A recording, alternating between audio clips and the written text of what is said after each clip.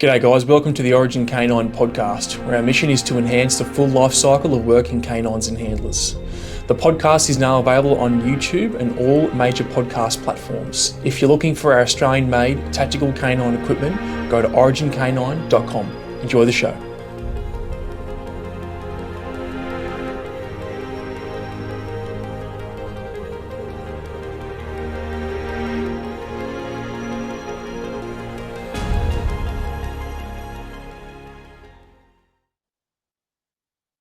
G'day guys, welcome to another episode of the Origin Canine podcast. Today we've got a former Australian Army cook from Vietnam, just joking. We've got Bob Richards here, former Australian Army infantry soldier, done 2 tours of Vietnam, was wounded, and now runs Paws for Hope and Understanding, which is a charity designed to train and then on-sell multi-purpose service dogs to veterans with PTSD and other conditions. So, Bob, thanks for coming, mate. Well, that's correct. We started Paws around about 10 years ago with the main aim in looking after veterans that have a mental condition, PTSD or TBI, which is traumatic brain injury. And in doing that, we had to find a number of tasks to mitigate those situations, e.g. anger management, deep pressure therapy, things of that nature. So my daughter went to the United States through the Purple Heart Foundation, which used to be the Purple Heart Association for those who got the Purple Heart. But these people today are now working with dogs, rehabilitation, etc. So they helped us out a lot. And she was over there for about 6 months or so to learn some of the tasks that are needed. And in doing that, they started to work with veterans herself in the United States. And that was an eye-opener because they're 10 years ahead of us, mate. 10 years ahead. Easily, yeah. And they were wonderful people. In fact, there's a few good stories about that, but I won't divulge that because what happens in the United States stays in the United States, and what happens here today stays here. Except for the video and the audio. Well, yes, but there's a dog behind which stays there. Her name is Maxine, and she is the best trained dog in the world. She doesn't move from that position, and she watches her arcs all day. She's constantly scanning one arc. That's right. The back with the air conditioning vent. That's it. She does a fucking good job too. She does too. Hey, so Bob, take us back, mate. Hmm. Like, what year were you born? Huh? What? 1912. Fuck off, mate. 1946. 40. Okay, so you're born in 46. Fuck. Hmm. So you're a proper baby boomer. Oh yeah. Yeah. Okay. Did your old man serve in Second World War? Yes, he served with the 2nd 48th Battalion in the Pacific. Yep. And his platoon commander was a Lieutenant Tom Derrick. Just him. Yeah. Oh, do you think? Yeah. I'll just keep recording. It's fine. Okay. For those listening and watching, Bob's just got to answer the door. He's just got to knock. Oh. Yes. Thank you. Nice. Getting some sort of package. Just going to give me the opportunity to have a drink of water.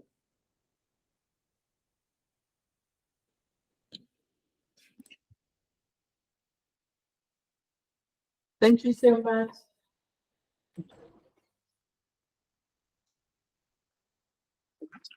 That's just a package from the Prime Minister. All right. The big bag of dicks, is it? Yes.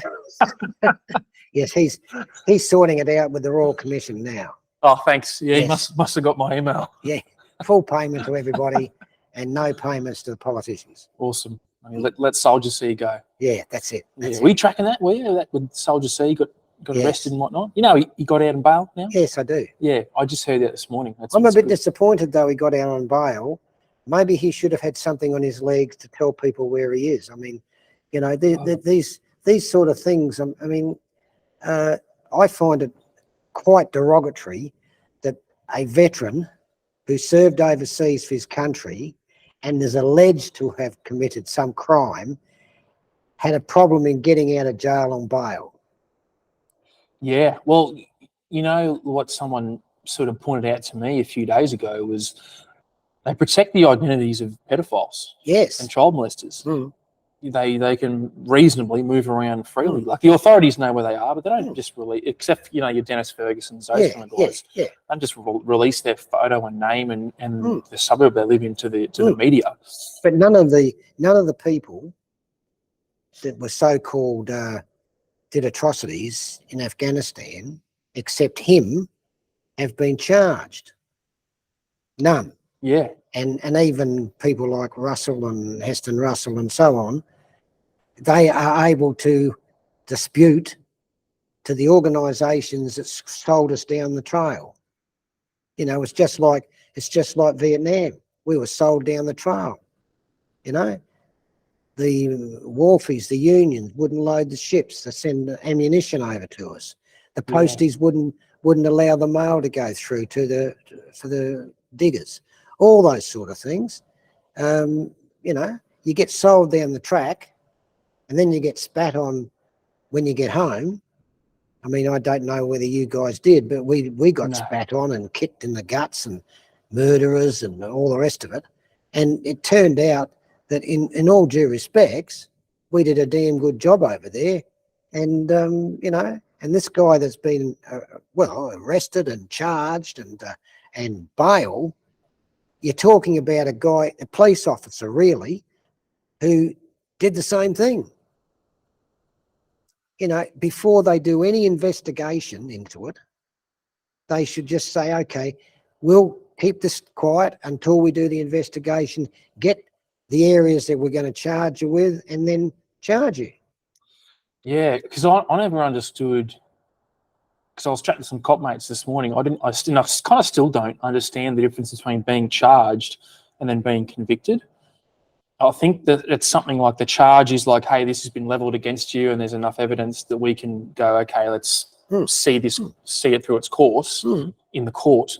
And I think the convicted is like, yeah, it turns out you really did do that thing after some investigating. But yeah, I don't know. I just thought it was a bit strange, man, that they arrested the guy, flooded the media with his face and told people where he lived and, you know, albeit just the suburb of the area. But I mean, you know. Doesn't that breach the Privacy Act? Well, I'm sure he still, to a degree, has a protected identity status too. Yeah. Right? Because he would have signed the Official Secrets Act and, you know, whatever the fucking document is that you signed. But all what you see on the news, especially the ABC and Channel 9 and Channel 7, all what you see is a dog jumping out of the chopper, him jumping out, running around, and that was used for Robert Smith, that same piece of film. Oh, okay. Yeah. Well, at least he had the ability to, I don't know if it would call it countersuing, but he sued for defamation because there's no videos or whatever of him doing anything. It's just a hearsay thing. Yeah, just an American heard a pop in the radio. Gee, that's a lot of good stuff. It's good. God. Yeah, I mean, some of it's a bit fucking tenuous at best, hey? It's very, very woke. All what it is there's certain people that want to get as many diggers done over as possible. And I hear Burton's gone to a new position somewhere, which is in charge of a investigation organisation against politicians, and he's been rewarded for that. And then you've got your Campbell, who's wanting to take off decorations and all the rest of it, and then asks soldiers above the rank of lieutenant colonel and how they got their honour and award. I mean, how did you get it? Well, it goes to honours and awards, and they're the ones that make the decision after recommendations from a battalion commander and from an officer in the OC or whatever, and then it runs through that way. And there's about 5 or 6 before it gets to honours and awards. So what's the bloke who's got a gallantry award, an officer, maybe a captain or something of that nature, or even a lieutenant colonel? How does he, well, I got it recommended to me. Who recommended it to you? Well, bloody well, look at the sheet. There's a sheet at Honours Awards, which everyone's got. The gazetted stuff from the British, all that. So, you know, how did you get it? What did you do wrong? You know, so they're talking out their ass. Yeah. I think they are. Oh no, I think you're right, mate. I think it's a bit of a witch hunt, dude. And I think it's probably more reflective of society than anything that's actually happening. Yes, if that it makes is. sense. Like It I think is. that they like It to is. turn on the fucking. I think what, in my opinion, I think what happened was people saw some violence that they weren't ready to see, and they've thought, oh, that's a bit icky. That's a bit. That doesn't look nice. Let's shut it down. I think I don't think the Australian public was ready to see something like that. And I think when they did, they went, oh, it's too much, take it back. And then they're like, well, we can't just sit here and do nothing. We have to, someone has to be in trouble. Oh, yeah. I think And I mean, they like to have someone to blame. They're like a bad guy. well, even the Defence Minister, Linda Reynolds, said it's the worst thing I've ever seen. I was sickened by it. She should have shut her big fat mouth and stopped saying anything like that and saying, we'll have an investigation into it, etc. Let's leave it at that. Yeah. But oh no, we've got all these diggers who are fighting a war, you know. The enemy up that end is firing at you this end, you know, and some of those things hurt. So, you know, just leave it, do the investigation, nothing against that, but don't highlight people or get the news area to highlight people, and then the charges start to come. Yeah. But it's most of the evidence so far in the Burton report, you know, is from diggers who come back off ops. You know, how'd you go today, mate? Oh, bloody hell, there's shit everywhere. Oh, okay, what happened, mate? So they're getting a debriefing through the media. You know, oh, I'm your mate. Here, have another drink. Tell me about it. You know, I know it works. Yeah. I just don't think that they could wait. I think they were so excited that they were We like, got him. We got a real bad guy, Yeah. and they were like, we got to release it. And let's get rid of these other days of remembrance too. Let's really make it a clear woke area. Yeah, well, mate, sometimes I wonder, like, what's the end state? You know, if we just went, hey, you guys just have whatever you want. We'll do everything you want to do. I wonder what that would look like if you just went, here, guys, just have everything, do whatever you want. What the fuck would that look like in 5 years, 10 years? The same as us today. We believe that there's going to be people in the Pacific that could go to war. Okay, so we rush out and get submarines. That's fantastic. But we're told then the submarines won't be ready till 2035 at the minimum. Well, that's good. Now it's 2023, 2035. So we have to wait for the enemy to attack us after 2035. And what about the other equipment that hasn't been paid for yet, or on that strategy review? What about all that? Oh, the shitty helicopters and helicopters and rockets. Oh, we'll give you, the Americans say, we'll give you some rockets. Oh, wow. That'll last as much as the last battle in Saigon. They ran out of fuel. Well, that's a good segue, Bob, because I want to get off the topic of war crimes and military deficiencies, and I want to talk about your war crimes and military deficiencies. Yeah. Let's go. I want to go back to when you were growing up, right? Because you were born post Second World War, and your dad fought in the Second World War, 2nd 48th Battalion, you said? And he was fighting against the Japanese? Yes. Where in the Pacific did he serve? He served in Bougainville. He served at Perakhan, and he served with one of the few guys that got promoted through the ranks, and then was commissioned. So proper battlefield commission. Well, he had to go to Dundrum or something. You know, What? Yeah, for 2 seconds. So he was awarded a Victoria Cross for taking out 10 machine gun posts of the Japanese. Your dad got a Victoria Cross? No. This is the lieutenant, the platoon commander. Oh, okay. Yeah. Yeah. And he was commissioned. He was sent back to Australia after he won the Victoria Cross. For the dog and pony show.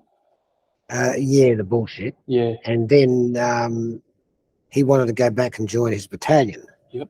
Well, there's a rule that you don't, if you become an officer, you don't join the unit you're in. And so he approached the General Blamey, so the story goes, and he said, well, I don't want to stay in the army, and I'll tell everybody why. And he said, oh, all right, but be careful. Anyway, he got a machine gun burst in the guts in Tarakan and died. And my father was in his platoon. Ah, interesting. Awesome, man. Great bloke. Who was his platoon commander? What was his name? Tom Derrick, VC, DCM. Derek. Okay. I'm gonna look that up, mate. Tom Derrick. Look it up. Yeah. So if you were born, born post Second World War, obviously growing up, as we know, the years after the Second World War, fucking any war for that matter, that's if guys are going to get fucked up, that's when it's going to happen. Post-war. 10, 15 years potentially. What was that like growing up with a dad from the Second World War? Well, it wasn't real bright, especially when we got to, when you get to about 6 or 7, it wasn't too good because he was sort of wanting to stay away from people, not really having much to do with me. But he didn't stop me from playing football or going into the cadets at an appropriate age.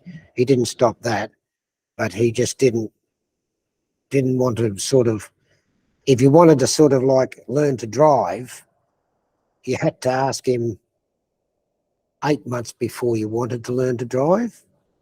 And he'd slowly, and if you had an accident, or not an accident, but ground the gears or whatever, you didn't learn to drive with him again. Okay. So he was just very particular, very, very disciplined, and sort of had a lot of problems with anger and all that, and just rest of family. You know, it was pretty heavy, but he didn't do anything wrong other than that. He backed you with whatever you want. When I said to him, I did an apprenticeship, and I said, oh, no, this is no good for me. This is when I was about 18. I said, oh, I think I'll go in the army. He said, well, if you want to go in the army, that'll be the best thing you ever did.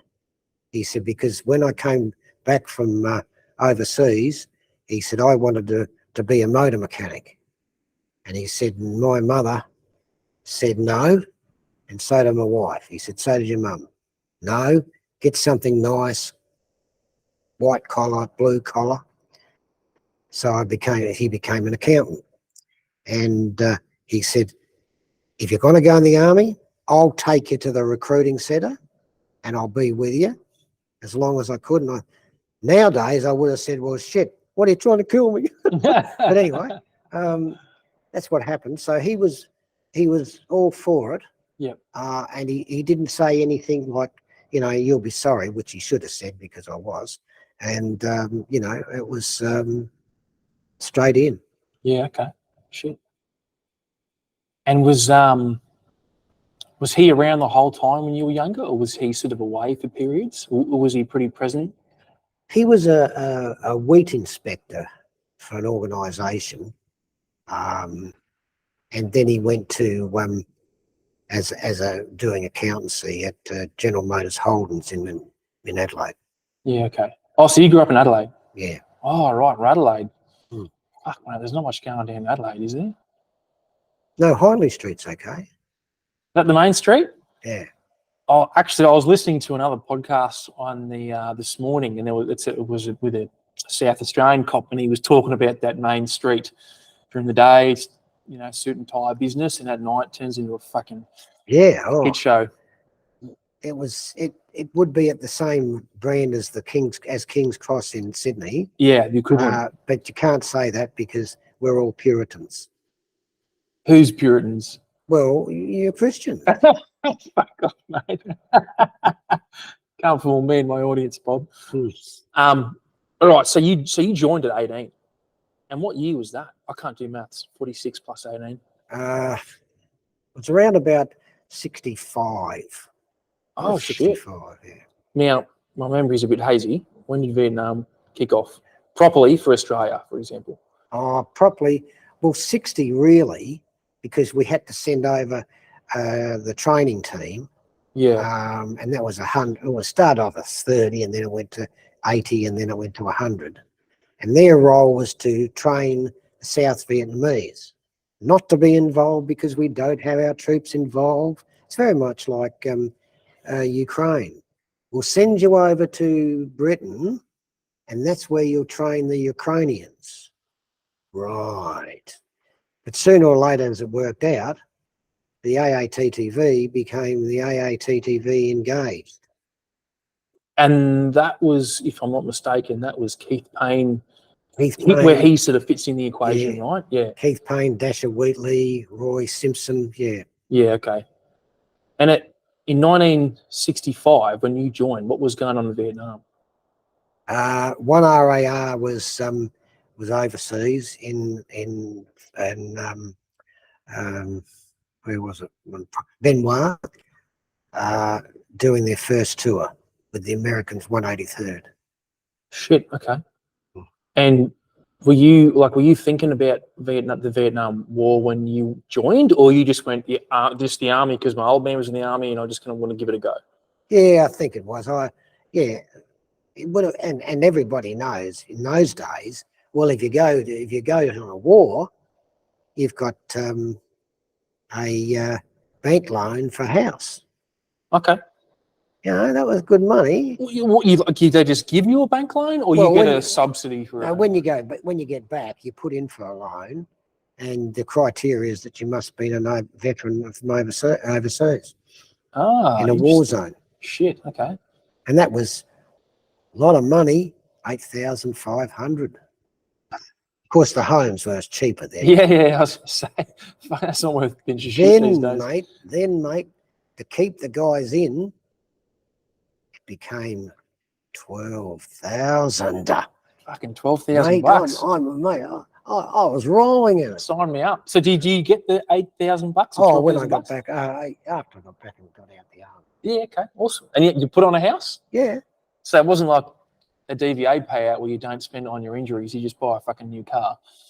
Oh no. No, you had to have the map, the plans and everything for it. Oh yeah, okay, all right. They're very strict, you know. Yeah, mate. It's funny because I've had this conversation with a bunch of people, like mates of mine that are like, fucking DVA this and DVA that, and I'm like, mate, that's vodka, mate. What are you doing? Fuck God, don't tell him. Just get in here, Bob. I don't drink. Tell the audience I don't drink. He does. He brought it with him. So I fucking got out of your fridge. I've got out of your fridge, mate. So, yeah, I say to my mates when they're complaining about DVA and not getting the payout, I'm like, mate, you are not going to spend a cent of that money on your injury. I know that. Of course not. You're going to put it as a deposit on a house. Yep. And you're going to buy a new car. And somewhere along the line, if you're married or got a spouse or you got a partner, she'll take most of it. And then you'll give it to your ex-wife. Yeah. That's right. Mate, I was lucky. I was lucky when I got, because I got divorced 2017, I think it was. Well, maybe 2018, I think officially went through. Correction. It was even longer than that. It was a couple of years later. I didn't have to do anything with mine because I had a payout at the time from DVA, and I didn't lose any money to her. She wasn't like that. She was never chasing money and didn't ever push anything like that. But yeah, I'm sort of grateful that never happened to me. Because I know it has happened to a few people, mate. Yeah, which is a fucking shame. Yeah. Anyway, we keep talking about me, but let's get on to you, mate. No, you're being selfish. Fuck off. I'll turn this video off right now. So 18, joined the army, 65, and between 60 and 65, the Vietnam War was sort of ramping up slowly, right? Training teams turning into a battalion going over. Maybe you hear a couple of contacts on the news sort of thing. So it might have been like the early days of Afghanistan sort of thing. Like you knew that there were some guys over there. It's right. It's exactly the same. Yeah. It hasn't changed. No, no. No, We'll get because- to that. We'll get to that. Yeah. Don't worry. And yeah, so when I joined, I went to Kapooka, Yep. which is the biggest hole, because they hadn't built the new buildings when we arrived, so we got the igloos over on the other side of the re-entrant. There were igloos which are galvanized iron. Oh, I get you. Yeah. And you had I think it was 16 in the hut, and 8 beds on either side.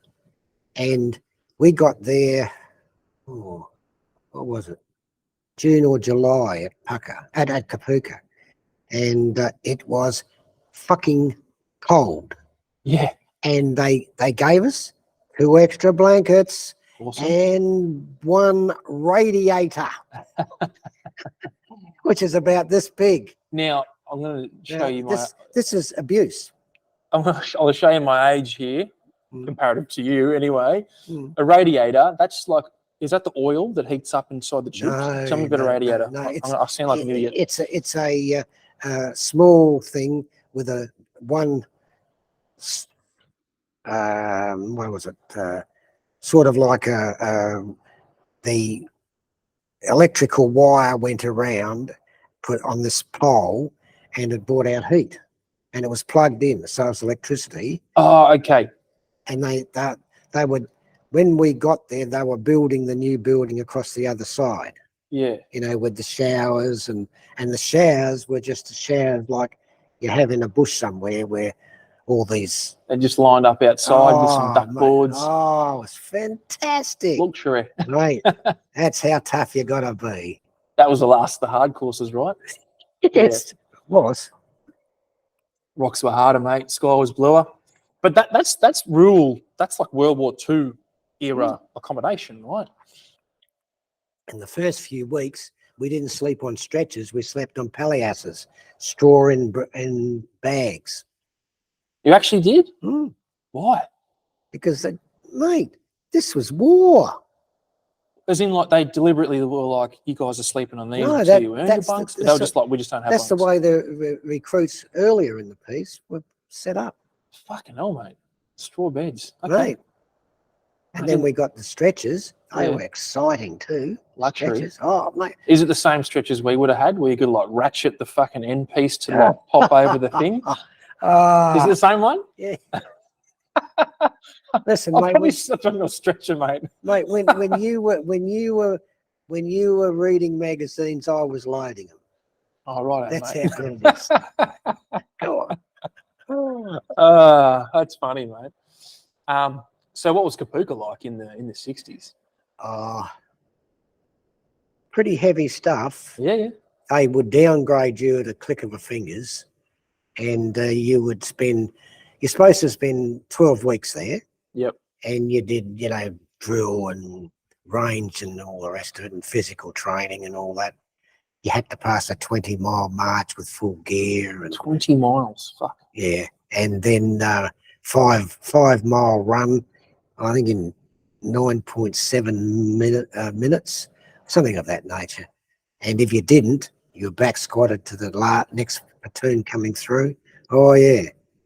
And that's Kapooka. Yeah. Mate, I'll give you the hot tip. It's nothing like that now. Of course it's not. It's easy going.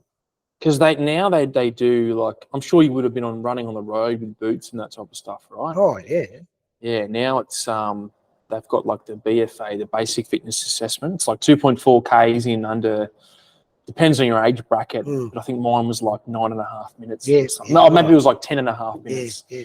11.5 minutes, whatever it is. There was no fucking 20-mile march. How long was the run? The run was the run that we did, that was what, 4, 5, was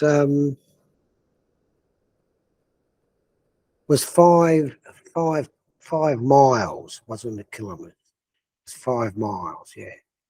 But you didn't have to carry a pack. With the 20-mile march, you had to start at 3 in the morning. Yep. No, blizzard.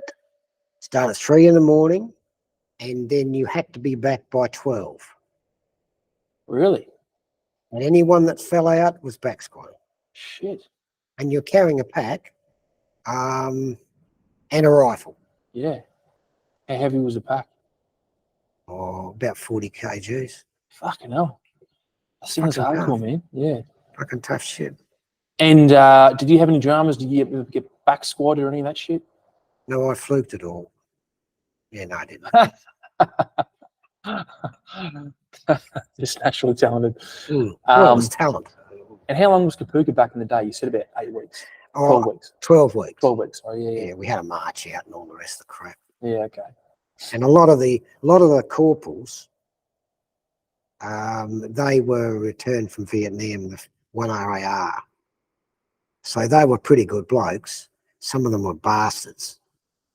Bastards. Yeah. You know, if you fell over there, you didn't get off. Excuse me, you better get the ambulance here or take it easy. Get up. Get up. What was that 1 RAR trip like in Vietnam for them? Pretty heavy because they were attached to the Americans. Yep. And the Americans weren't exactly the best soldiers in the world for getting into scrapes. And a few of the guys weren't appreciative of Americans. And the Americans weren't happy with our tactics, which was patrols, ambushes, 1 or 2 dead, all that sort of stuff. He wants clashing with the enemy at, you know, at 1 meter and killing them with the bayonet and all that shit. The Westmoreland was an idiot. Westmoreland, who's that? He was the American commander. He was a general. Okay. And he told 1 RAR's commander, I want more body kills. And he said, well, we're not going to sacrifice our people just to give you body kills. All right, then you get out of Benoit and we'll find another. And the Australian asked for another province to do our work in properly, because we couldn't do proper patrols with Americans walking around with their dicks in their hand.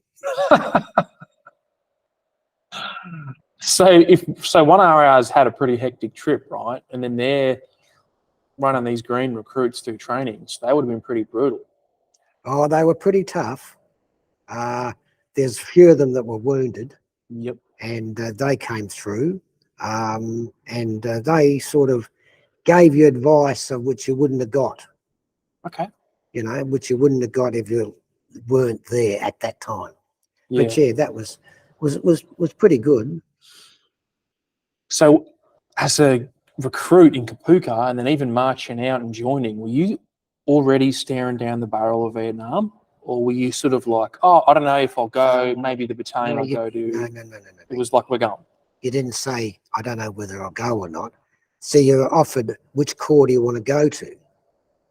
So everybody sat around. I think there was 60 in the platoon. And everybody gathered around. What do you reckon? Blah, blah, blah, blah, blah. Well, there's Vietnam over there, blah, blah, blah. Oh, I don't want to go to Vietnam. So, all right, what they had to do is put down on a piece of paper where you wanted to go. Democracy. Yeah. They call it democracy. That's what the army's all about. Oh, straight down the line. And so you could, what you advised by some of the NCOs was put your first, second and third choice. So if you want to go into an armed unit, you put down armour, artillery, infantry, sappers, engineers, all right? But when you went in for the interview, they'd say, well, what are you going into that for? Do you like digging holes and running around doing engineering work, building bridges and all that? Oh, that wouldn't be a bad idea. Yeah. What about infantry? Would you like that? Oh, well, not really. I wouldn't mind arming, though. So you say, really, you got what you didn't want. Yeah. And that was freedom of choice. Because well, it's like a Coke or Pepsi choice, right? It's the same shit. Were they pumping infantry because they needed infantry? Oh, they were pumping it pretty heavy. Yeah. And in fact, towards the end, one of the guys from 1 RA said, look, I'm not going to tell you anything, but he said, on your 3 choices, put infantry, infantry, infantry, and they might throw you somewhere else. So that was that. So then we went to Inf Centre Yep. at I can't think of the name it was now. Anyway, we went to Inf Centre. Wasn't Singleton, was it? No, this is before Singleton. Puck? No, Pucker was for Nashos. Inf Centre. Just trying to. I'll think of it in a minute. Wasn't Sydney? It was in Sydney, yeah. Fuck. Yeah. It was like almost like a Holsworthy kind of area, but it wasn't quite Holsworthy. No, it wasn't Holsworthy, but it was Ingleburn. Ingleburn. Oh, yeah. that was an interesting time. So tell me all about it, mate. Well, it was pretty hard. The CO was, I think, had neurotic problems with him because when he came in for the debrief or the introduction or something, you are now at infantry centre.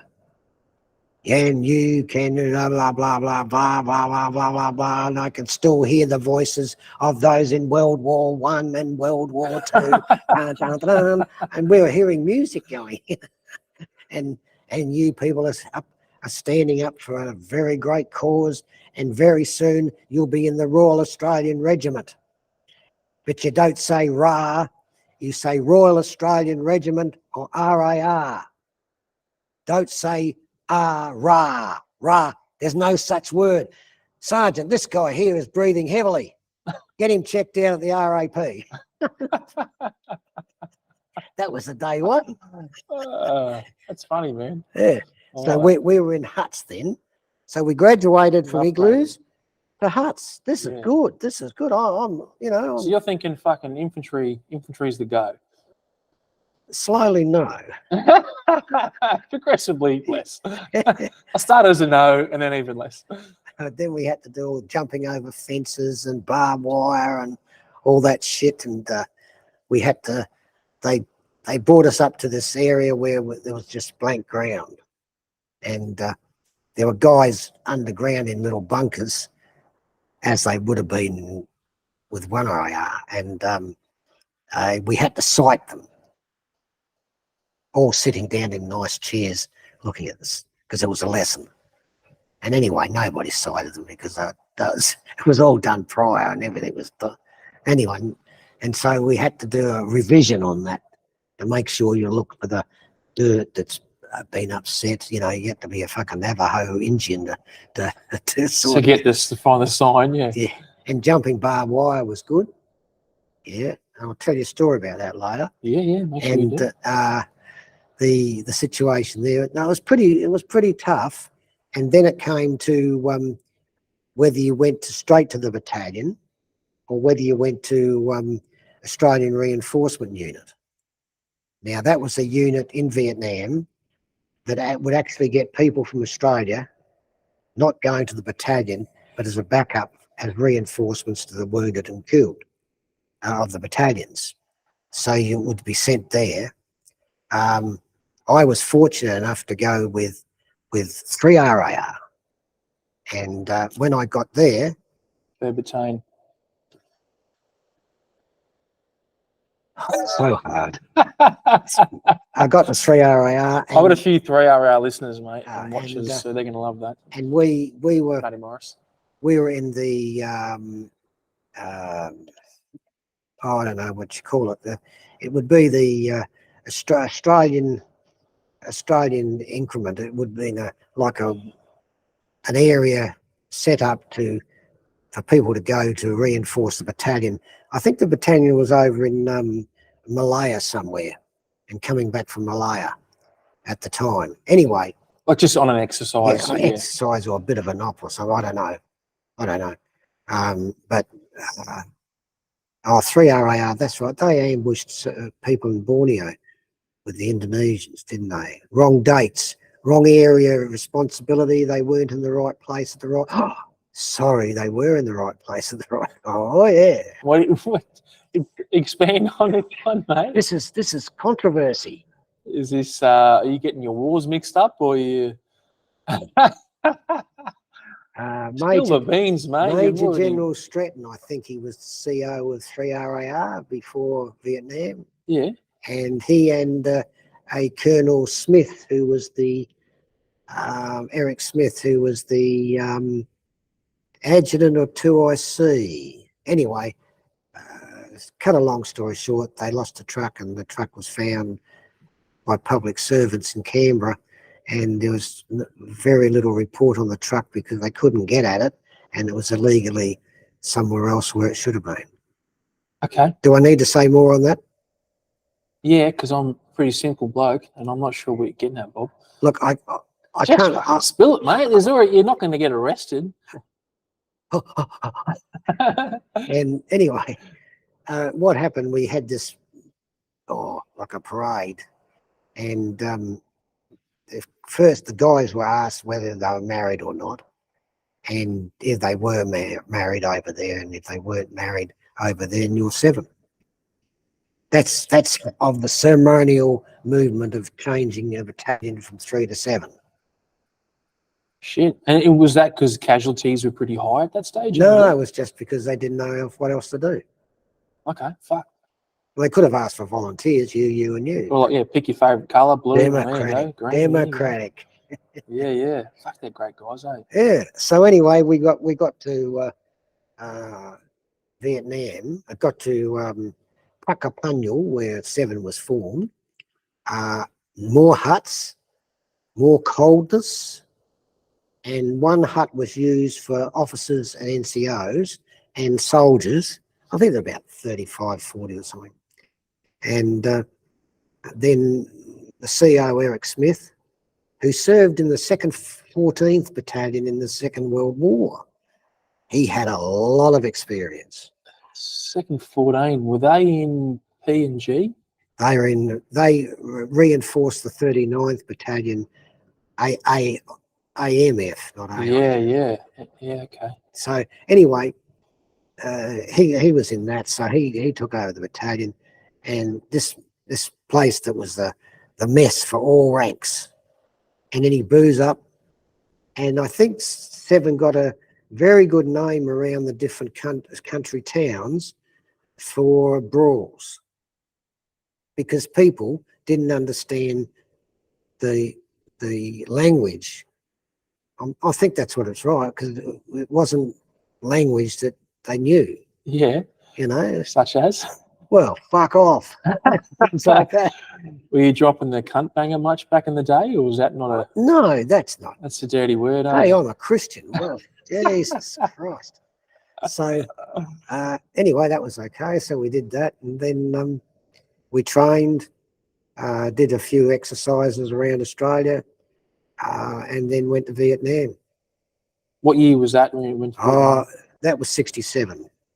Oh, so you did a good couple of years after Kapooka, like from joining to then actually get into Vietnam. Yeah, it was most probably because the army was still trying to get more and more people, and of course national service came in too. National service came in the first national servicemen were with 5RAR, which would have been 65. Oh, okay.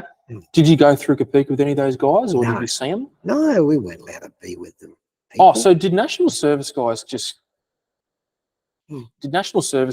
go in full platoon of national service guys, or did they go through with guys? No, they went to Pakapanyal, and I think the officers went to Skyville. They weren't allowed to go into Dundroon. Good God, man. Untrue. There was also Portsea, which was another place for the NCOs that wanted to become officers. And anyway, that's another story. But anyway, so we went basically this Vietnam, and then went out on patrols, orientation patrols, you know, going through villages, getting loved by the villagers. Who was your handover battalion? Well, basically it was 1RAR. We basically took over. Well, we took over from 5. Oh, okay. 5 took over from 1, and 6 came in as a as a 2 battalions in Vietnam. Oh, so you had multiple battalions in Vietnam at the same time? We had, we had. Oh, okay. With us was 7 and 2 were over in Vietnam, the first lot. 5 and 6 were the first lot, then 7 and 2, and then it went out to 3 battalions, and 3 RAR came in. From 3 came in about December '68 and went through '69, and then it was just in the other battalions. Yeah. See, I didn't realise you had multiple battalions at the same time in Vietnam. I thought it was similar to what we did, you know. No. 1 RAR, 6 RAR, 2 RAR, whatever. No, and we did it for 12 months. Yeah, 12 months trips. Fuck. I guess that's why you had a lot of leave in, like, not nearly that, but like where'd you used to go and leave during Vietnam? Oh, you could go on R&R. Yeah. Most places, Hong Kong, Bangkok. Bangkok, sorry, yeah. Yeah. I think a little bit in Taiwan, but I'm not too sure about that. But Hong Kong, Bangkok, you could go to New Zealand if you wanted, or back to Australia. Well, you wouldn't want to go back to Australia. Why would you go to New Zealand? Oh, I don't know. See some sheep or something. Well, So what? So going through Kapooka, then you're going through Singo, then you get to your battalion, and then you're noticing all these, everything's gearing toward Vietnam. You're hearing a lot of stories coming back about guys dying and being wounded and that type of stuff. Well, what was the vibe coming back from? the vibe was we knew that the 5 RAR got into a few bits of shit. 6 RAR had long tan, and that to me is their battle, because most battalions had a long tan. Yeah. 1 RAR and 3 had Balmoral and Coral. We had Tet offensive, and we had charges against a couple of Carter camps, and which knocked us around pretty heavily. We got a bit of a hiding, and I think every battalion had their long tan. I don't think, and that's why I don't really celebrate long tan, because it's like saying, oh, Gallipoli, Jesus, I really celebrate Gallipoli. Well, what the fuck do you celebrate Gallipoli for? Gallipoli, Anzac, yeah, that's okay. Anzac Day, yeah. Yeah. But, on Vietnam Day, I don't do anything. Yeah, okay. It's not because I don't not respect it. And I respect the battalion, and I think it was the great things that they did. But so did 7, and so did during the Tet offensive. We were cut to pieces. When I say that, a number of things happened, that we ran into a bunker system on the other side of a re-entrant. We had the company or the platoon like that, and the other platoon, the commander didn't want to help us at all. We'll get to that. I want to wind back a little bit to when you first get to Vietnam. So when they're telling you're going to go there, are you shitting yourself, or you're excited because you're a young bloke? You're told what to identify.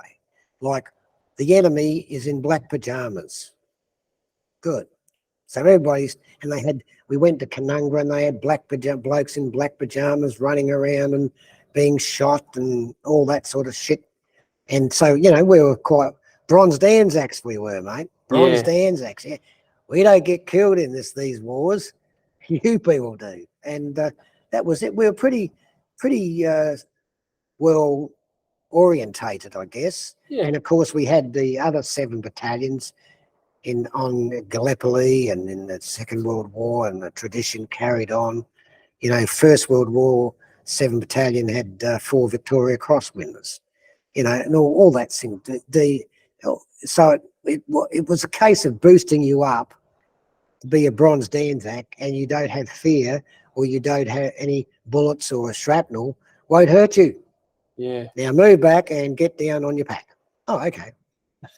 So they had you pretty well conditioned, right? So you weren't going, oh, the war. You were just like, yeah. Well, we're big. Well, don't forget strong that 8,500. And you've got a bit of cash in your back pocket. Well, you're thinking about a bit of cash. Coming. Of course, if you were killed, you didn't get it. No, you don't get it. So, see? So you're not shit. You're just like, cool. This is what they said we're going to do. We're here to fuck shit up. We're going to go to Vietnam, or we're going to kill it. At that stage in the war, had there been a few guys killed, a few Aussies killed? Yeah. Oh, yeah. Well, there was Long Tan. Yeah. There was stuff in 1RAR. They lost a few. So we were aware that that it could come, and it could come at any time, you know. Yeah. But I guess you would have been fed a steady stream of, like, you know, the First World War and Second World War and Korea and all that sort of stuff. So this is fantastic. You so know? Morale was good, right, going over there? Oh, yeah. All right. And the best thing about it, or the worst thing about it, but the best thing about it, was we had national servicemen with us, and they were very good. I'll say that they were very good soldiers, and they were sort of brought a difference to the regular army. You know, just a little bit more. What shall I say?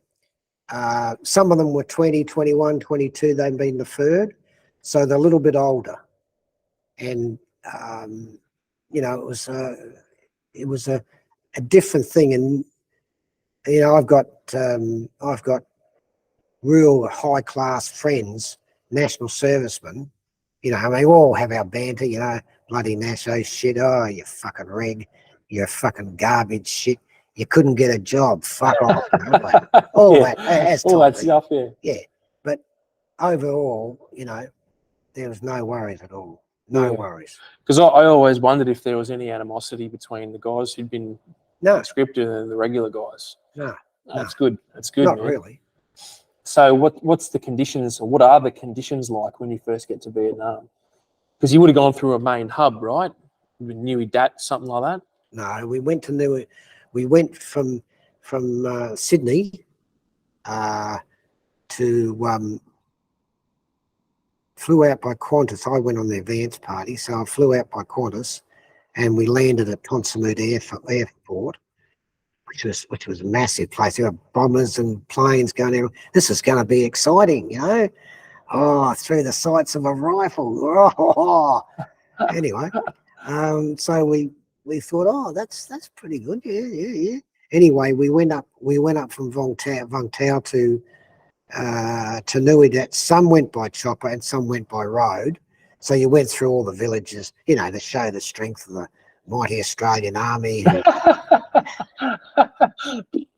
Yeah, you know, and your little Land Rovers. They had a few trucks. They had a convoy going, you know, with people on the hole in the truck and all the rest of it with weapons and mate, it was good stuff. I saw that in Apocalypse Now. You know, it was crap. Yeah. But anyway, we got up there through some of the places we were later on going to do search and destroy and all the rest of the shit. Anyway, because all of them were VC homes, you know. There was no war service there.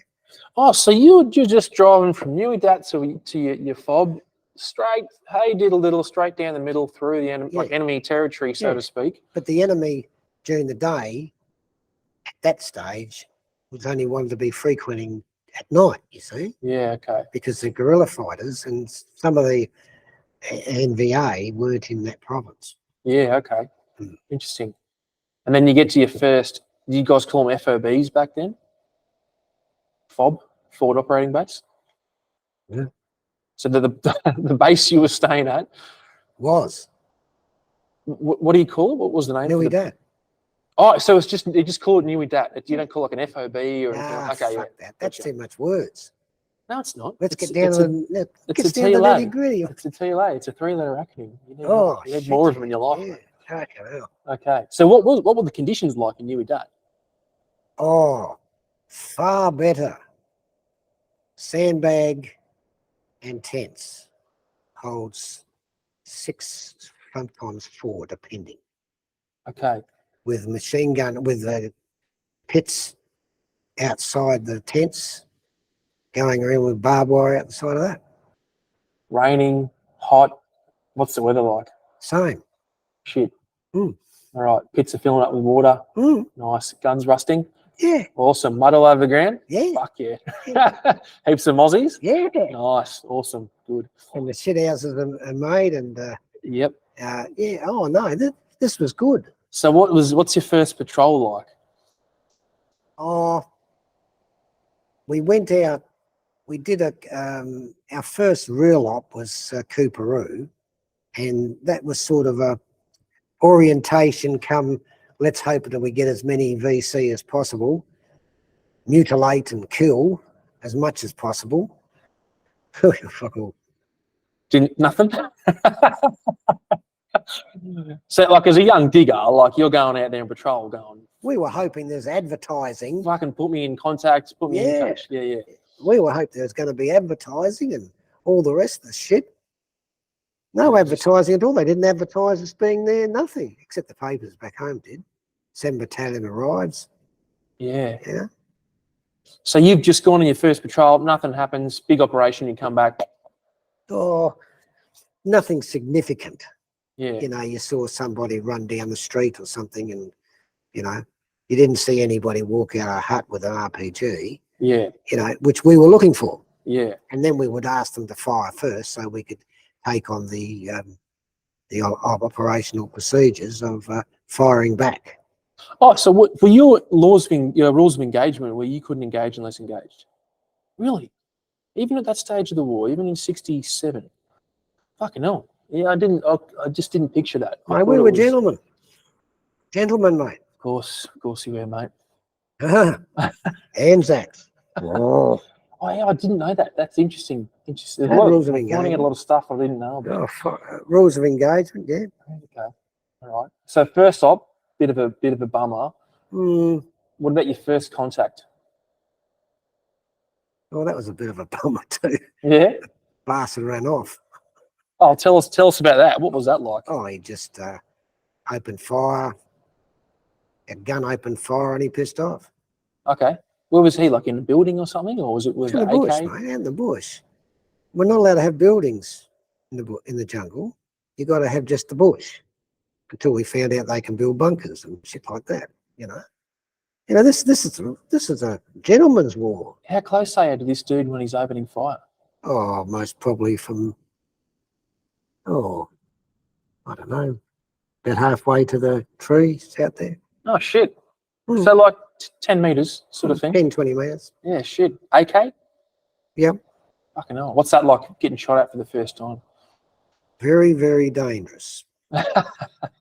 Anyone get hit in that incident, or just No. a bit of a spray and he fucked off? Spray fucked off. Yeah, okay.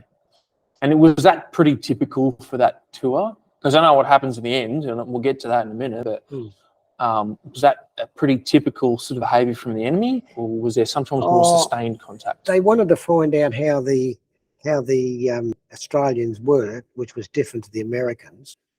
And so there was a couple of areas where they sort of like was doing, trying to get into Nui Dat, etc., but which they couldn't. In fact, we didn't have any servants, Vietnamese people inside Nui Dat after veterans came back from an op. There was nobody there that was of a different nationality except Australians at Nui Dat, because we believed that if you have people, they could be enemy and they could cause problems like mortars coming in on us, etc., etc. And so we didn't have any nationals, Vietnamese nationals, inside. They came in as interpreters the days that we were going to go out on ops. Yeah. And so they came in and went with us. And then when they got back, they went. In fact, all our laundry was done in Berea. Okay. So you guys had a pretty tight OPSEC. Oh, yeah. Yeah, nice. Shit. I guess because the threat's real, right? Like it's fucking Well, you right. don't have, It's out there. you don't have people shooting you. Yeah. All right. So what about some of your bigger contacts then that you're getting in? And at this stage, did you guys have any tracking dogs there at all? Oh, we had 2 trackers. Yep. Those trackers were pretty good.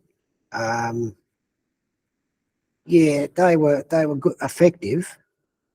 But I think the army, because the Australian Army hadn't had trackers since, and they were always provided by the British Army until Vietnam, and then we got our own, which was the 11. And it was they were pretty good. They were well trained, and yeah, they got really effective halfway through, because the first ones were like us, and as they got into it more, they got better. And who were the handlers for the dogs? Were they infantry guys? Yeah, they were volunteer infantry guys. They were 18, and they were given a dog when they turned 18, and they trained the dog for about 12 months.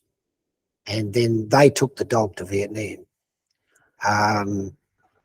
And so they were, that's pretty good. The 11 dogs were named after Roman emperors, and Cassius, Caesar, Tiber, and Tiber and Caesar are named after those two dogs. Yeah. Was there an Augustus there? No, there was a Caesar, there was a Julian, Marcus, there was no Caligula and no Nero. Little boots, no little boots. Yeah. I'm also a student of history. I love my Roman history. Yeah, me too. Yeah. Interesting, man. And were they bite dogs as well? They were just track dogs. Just trackers. They just tracked the dudes with it, and they're then very good too. Yeah. But they weren't. Oh, this is most probably silly to say, but they weren't really. They weren't really like the American dogs, which were attackers. Yeah. And they lost. I think they lost about 2,000 dogs killed in action. I think it was 2,000, something like that. Fucking hell, killed in action. Mm. I imagine that's like thick of the jungle, tracking through, find a guy. Yeah, blank. and well, maybe a bit like Afghanistan too. To wait till the dog gets to you, and then you find the handle and you shoot both. Man, I don't know much about what the tally SAPs were for dogs. Yeah, well, it was in Vietnam. Was trying the dog get the prick who's got blood problems, bleeding, and take him down. There was no, because they're still trying to work out how to get the dogs on a helicopter by themselves instead of being putting in a stretcher. You know, it's just there's some of the. I don't know whether there's a photo over there of their harness. I'll put that photo up on the screen. I'll take a picture of it, and when I edit this thing, I'll just put it up on the screen. Yeah. And I think we've got a couple of photos. There's one over there too of guy getting that's Tiber, I think, getting water after. Put over his nose. I'll get a picky of that too. I'll flash that up on the screen, mate. Yeah, that's a great little pic, actually. Oh, you look Cups Canteen. Got the Cups Canteen as well. Of course. Huh? You blokes didn't get that. You had you had coffee machines in your pack. Fuck off, we did, man. Oh. We had a Cups Canteen. I probably had your Cups Canteen. I've heard it could have too. I swear I've got two of them somewhere because I got a big trunk full of all my old army shit. Which I don't. We weren't allowed to take our army shit home. Oh, you give all your stuff disease, mate. Oh, from Vietnam. Oh, what, you left all your stuff there? Oh, we left all our webbing and all that. Yeah, okay. Oh, most of the webbing went to the next battalion, 1 hour. Oh, right. Yeah, because we used to get stuff issued to us, and we just keep it for like the length of your career. Like every now and then, you might have to give something back, but yeah. All right, so I want to go through a couple more of your contacts in Vietnam, and I want to finish, and we'll have a quick break after that. But I want to get onto that one where you get wounded, and then the next part will go over what happens next. But how often are you going out, and then how often, when you do go out, do you get into contacts? Well, basically, I think we had about 30 operations in the 12 months, and we would have spent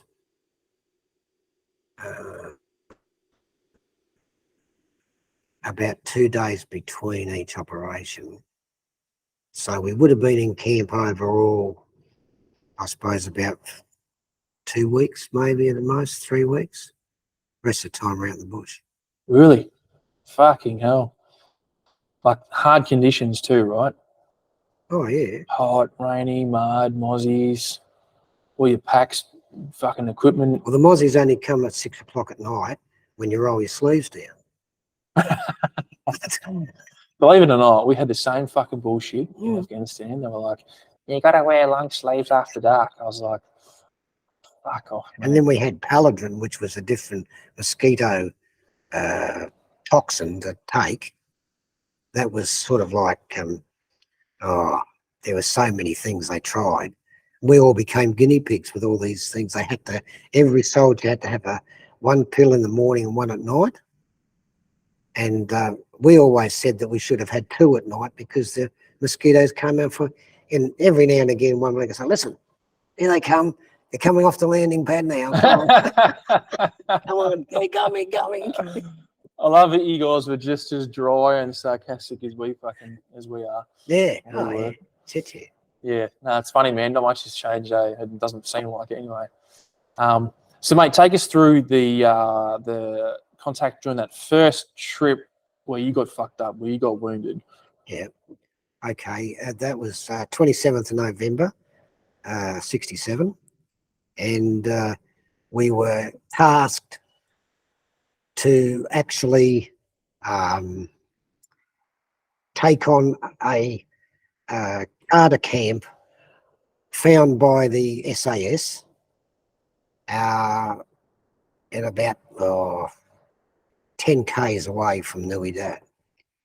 And it was supposed to be run by the Chow Duck Company, which was a militia company of the Viet Cong, and they had supposed to have had a small camp, which wasn't true because a proper recce wasn't done. And so it's a bit like, we'll do that, oh, that'll be good, you know, not the diggers. The officers. The officers, yeah. Big measuring comp. Yeah. Oh, we got it. It'll be Are they trying to get their DSM, are they? Oh, shit. And their military crosses. Of course, yeah, with a You bar. have to Yeah. have a measurement, yeah. With 3 or 4 bars, fucking one. Yeah, I got half a bar. So did I. And anyway, we left at, I think it was 4:30 or 5 by chopper, and then we went about I don't know, 5 k's I suppose. Landed. We landed in swamp actually. I thought that was a good idea. Cool you off. Yeah, confuse the enemy. Oh, tell the enemy we're not coming for them. And we then had to go another walk in because we don't want them to know. You don't know. They don't know. Yeah. You know, the choppers are in the air. They don't know. Yeah, and they'd have all their fucking people out looking at you, right? There's hands over their eyes as the choppers land, so they don't see it. You know. Because they'd have all their people in the villages too that like send the messages and they know when you're coming, right? Oh no. No, not at all. No, that wouldn't be right. God, I'm getting worried about you. I tell you. And so we landed there and we headed off. We weren't allowed to cook anything, so we didn't have our meal. We had a meal before we left, and we hadn't had a meal until 4:30 in the afternoon when we stopped about 4, and the SAS went forward and had a look where we were because the Americans had done a bombing raid and there was bomb holes, craters around, and that took the location a bit differently to what it was, which is good. It's a bit like Lone Pine, really, in World War One. You know, we know where it is, but we haven't got a clue. Okay. So anyway, so 10 and 12 platoon lined up in ready to attack. You know, up they came, you know, the diggers ready to go, Anzacs running forward. Big frontal assault, plenty of smoke up the guts. Oh, plenty of smoke. CHQ behind them, and then 11 platoon was sitting on their packs about 300 meters behind looking after our packs. Okay? Looking after our packs. What are you going to do with 11 platoon when we hit and we move through? Don't they supposed to come in behind and block off the back? Okay. Anyway, off we went. We found Still there. Things asking for still there. We're good. we found an area where there was a few not booby traps but trip wires, and so SAS said that we're going a little bit to the left, we have to go a little bit to the left to get the whole camp in. So everybody, the assault, in again.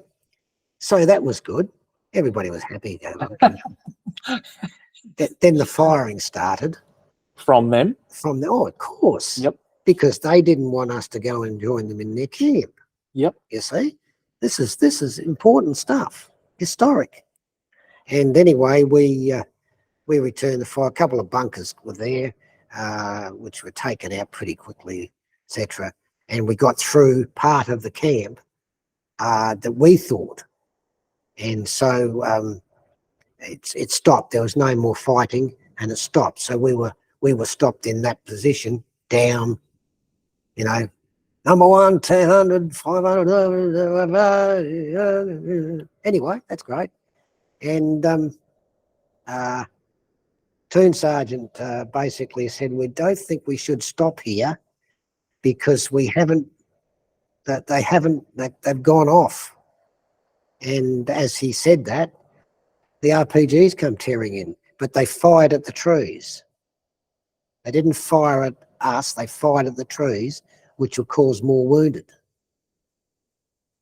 So we didn't have all the stuff you guys carry around, like a Uber cab. We didn't have that. We had this, and webbing and no packs, you see. So a few were hit then, and then there was basically a little bit of a charge, but not much. And then there was some more rockets coming in, and it was on for young and old then. And we lost a few guys, and I got hit twice. First time I got hit and thrown from a rocket. The guy who was a SIG, he got hit in the head by shrapnel, and he was bleeding.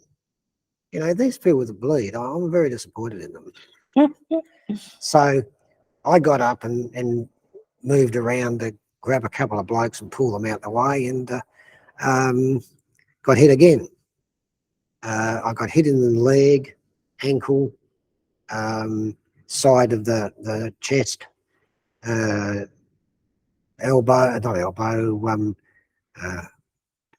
muscle here, and the neck. But apart from that, everything was under control, and we then got the wounded into a area for the dust off, and the dust off had to come in with their lights on, because remember, it's dark, and this was about 10 o'clock, I guess, and we had to get the wounded into a small area and protect them, and we then had, going through the jungle penetrator was the doctor, the RMO. He came in. Fuck, what are you doing here? And he worked out from that who's going to go up first and so on. But the chopper had a red cross on the side, and that was being fired upon. I went up in one of those. Like a slung stretcher sort of thing? Yeah. Interesting. Oh, it was good. It was good. Were you just fucking spinning it around? Oh, fantastic. I honestly thought, shit. It'd be like a centrifuge, right? All the blood just rushing to your head. Oh, mate, it was great. I felt so fine. Felt good. Mm. Yeah. Helps with the bleeding, right? Yeah. Nice. Oh, it's good stuff. Good Nice. stuff. So anyway, from there we went to, I think there was 3 or 4 on the chopper, and we went down to 8th Field Ambulance at Vung Tau, and then into the hospital. Were you straight into surgery, or was your stuff semi sort of superficial? No, I was second in the third into surgery at 8th Field. Shit. So most of the ordnance to hit you, was that shrapnel or bullets? Well, the one that was in the side, on the X-ray I saw, stopped about that far for the heart. It was a ricochet, and the one in the leg was the other part of the ricochet, and the knee. Took the cartilage and tendons out, and yeah. Shit. So is that a field hospital, or is that like back in the rear ash? Well, Vung Tau was most probably a fair way away from Nui Dat. Yeah. But it was a field ambulance. Well, then it was a field ambulance. Later on, it was one Australian General Hospital. Yeah. Okay. But it had nurses and 2 or 3 nurses, doctors. The doctor there, he worked on one guy for 6 or 7 hours trying to fix up his hand and his leg. You know, he was fucked, this bloke. So of the guys that went to the hospital with you, you all survive? Yeah, but some returned home because they were fucked. Yeah. The 2 that we lost, 2 dead, killed in action. One, a nice guy, real guy, young bloke who was just joined the battalion and wanted to get to a company. So he got to the company. He was in 12 platoon. He went out on his first op and got shot in the head. That was his first op. Fuck me, how old was he? Oh, just on 20. What's that like, losing a dude for the first time, given everything you've been worked up to? You know, we're invincible, we're the Anzacs, and then we weren't like you guys, which I thought's very good, was you got a sort of like vehicles and farewell with the coffins and, you know, the priests and all the rest of it. Was we didn't see them again. Oh, okay. They were just gone. You never saw them again. The ones who were killed, you helped to unpack or pack his gear and send it off, but you didn't see him again. Yeah. What's that like? Oh, deadly and empty. Yeah. Because you didn't see the bloke. I mean, one of them, the young bloke, he died in my arms, and you didn't see him again. You know, maybe they should have done what they do in Afghanistan, you know, and I think that's right, because then everybody sees the guy being looked after, going away from you, like going on leave, you know, and that happened to a lot of, well, it happened to all our killed. The wounded, if they were able to go back to Nui Dat, back to service, were then sent to a R&C centre, Rest and Convalescence Centre in Vung Tau, where they stayed until they were right to go back to Nui Dat. So I got on the 27th that night, because I like travelling at night. So I got there, and I think I was back in Nui Dat with 7 D Company around about the 15th of December, 16th of December, and given light duties because some of the stuff that was hitched up, because in Vietnam they didn't close the wound for about a week. Is that because of infection? Yeah. Yeah. And also because there could have been something in there that's going to come out. It's best to leave it open for it to come out, like a shrapnel piece. They still come out of me, pieces of shrapnel. Really? So like as your skin heals or whatever, it sort of slowly sometimes pushes it out? Yeah. Fucking hell. And I mean, there's nothing to say that every now and again you go like that and you feel something, oh shit. You know? Still, all these years later? Yeah. Fucking hell. Going through the airport sometimes, or early in the piece, it used to go ding, ding, ding, ding, ding. You got metal on you, sir? Yeah, it's in my leg. Yeah, shit. And as soon as you say you're a veteran, they say, "Oh, fuck off." When you got hit, did it register straight away? Did it hurt, or were you just shocked and you just sort of kept going and, oh fuck, well, I'm limping a bit, sort of thing? No, you get knocked over with the blast. The blast is pretty heavy, and you get knocked over. I went over, and all would go through my mind was shit. And the next one, I think I just said, "Oh shit, that hurts." And that's it. Yeah. And I wasn't interested in anything but getting at the enemy and that type of thing. Yeah, I think you don't, and it didn't hurt, but it started to hurt when I was put up in the chopper. Yeah. You know. Yeah, the adrenaline wearing off. Yeah, and when you got into the hospital at the emergency area, they started to cut you. They cut my fucking boots off. A brand new boots. I lost the fucking boots, and I said, "Don't fuck the boots up." Fuck. Yeah, cool story, Bob. Yeah, fuck you. But anyway, that was the way that went, and then we spent time in ICU, I suppose, there for a while. We had a couple of guys that,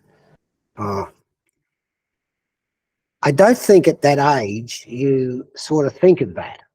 The guy wants you to rub his feet and he has no fucking leg. And you make out you're doing it, those sort of things. But, when we were doing this reunion, a lot of things come back to me, and it's sort of like just hits you and you think, oh, shit. Things that came up. One guy said to me, he said, "I'd like to thank you for patching up my wound." Yeah? Oh, okay. I can't remember that. Yeah. And why is that, do you think? Is it just because of the frequency of those sort of things that were happening? I think you go dead in the mind until later. Because when he said that, I tried to, in your mind, try to say, well, what and during the Coburg, when one was down, the forward scout and the medic got shot going up the hill from the bunkers up there, and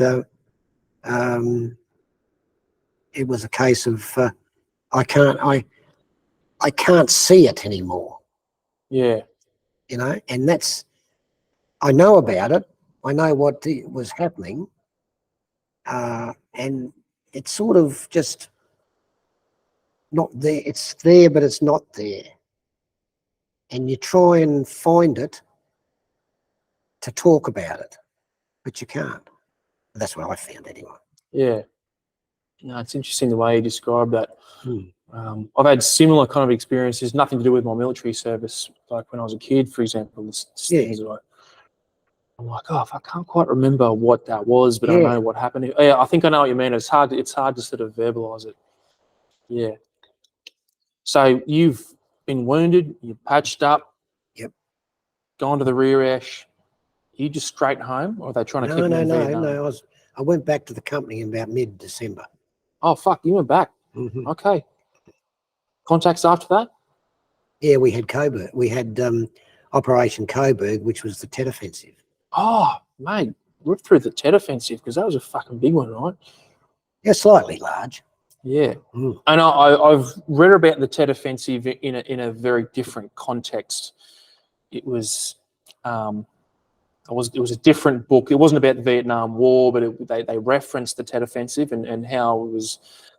They weren't expecting to attack on the offensive, but it was a spectacular failure, military failure for the enemy, right? But the way this book referenced it was a long-term success. Yeah, because like strategically, it was more successful than it was tactically.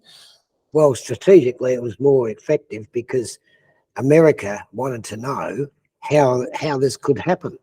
The General Giap classy general. I mean, he'd make perhaps Rommel look like a dick because he planned this for months and months and months, and to go through what happened is an epic in itself, because what he did was he played and planned for that in every unit of the NVA and Viet Cong would attack a allied unit at the same time, so they couldn't help each other and they couldn't get to each other to help. So if you were in Saigon and the American embassy was being attacked, well, you had Marines there, they got to do it. They couldn't bring in the 173rd Airborne or anything like that. The same at Hugh. That was a absolute, you couldn't stop it, you know. And we were moved in between that time.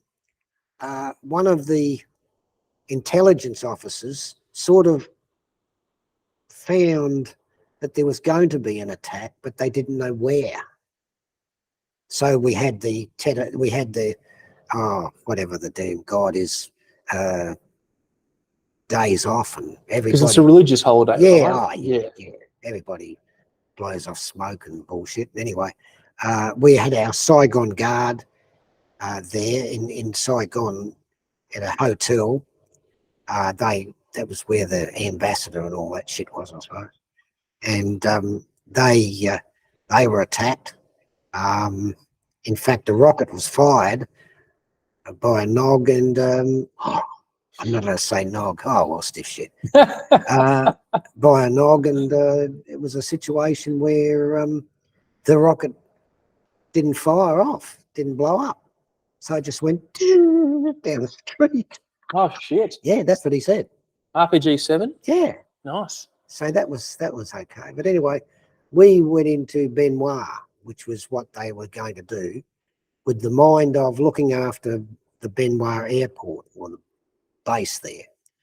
And so we got there, and the OC was trying to find people that could go there, and then if they were real sick, like the sick and wounded, if they were real sick and wounded when they first got into Benoit, send them back.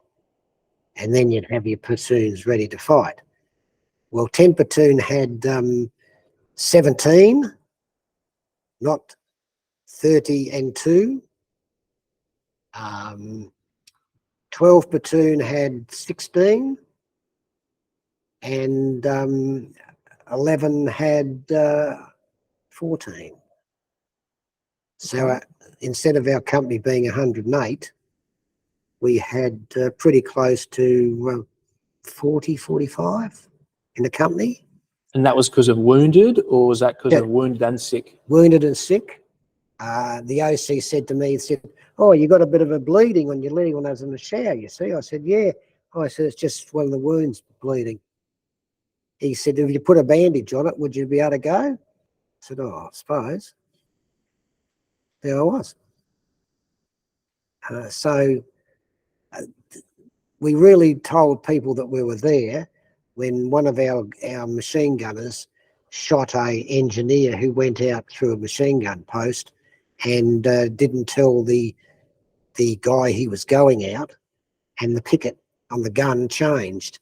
Of course, the new bloke saw this bloke walking through the jungle black, because the greens went black with rain, and opened fire. Oh, killed him? Yeah. Oh. Oh, Aussie engineer? yeah. Oh, okay. So Fucking poor dude, eh? yeah. Well, both of them. Old mate would have had a fair bit of guilt around that. Our platoon commander said, "Oh, well, I think they might know we're here."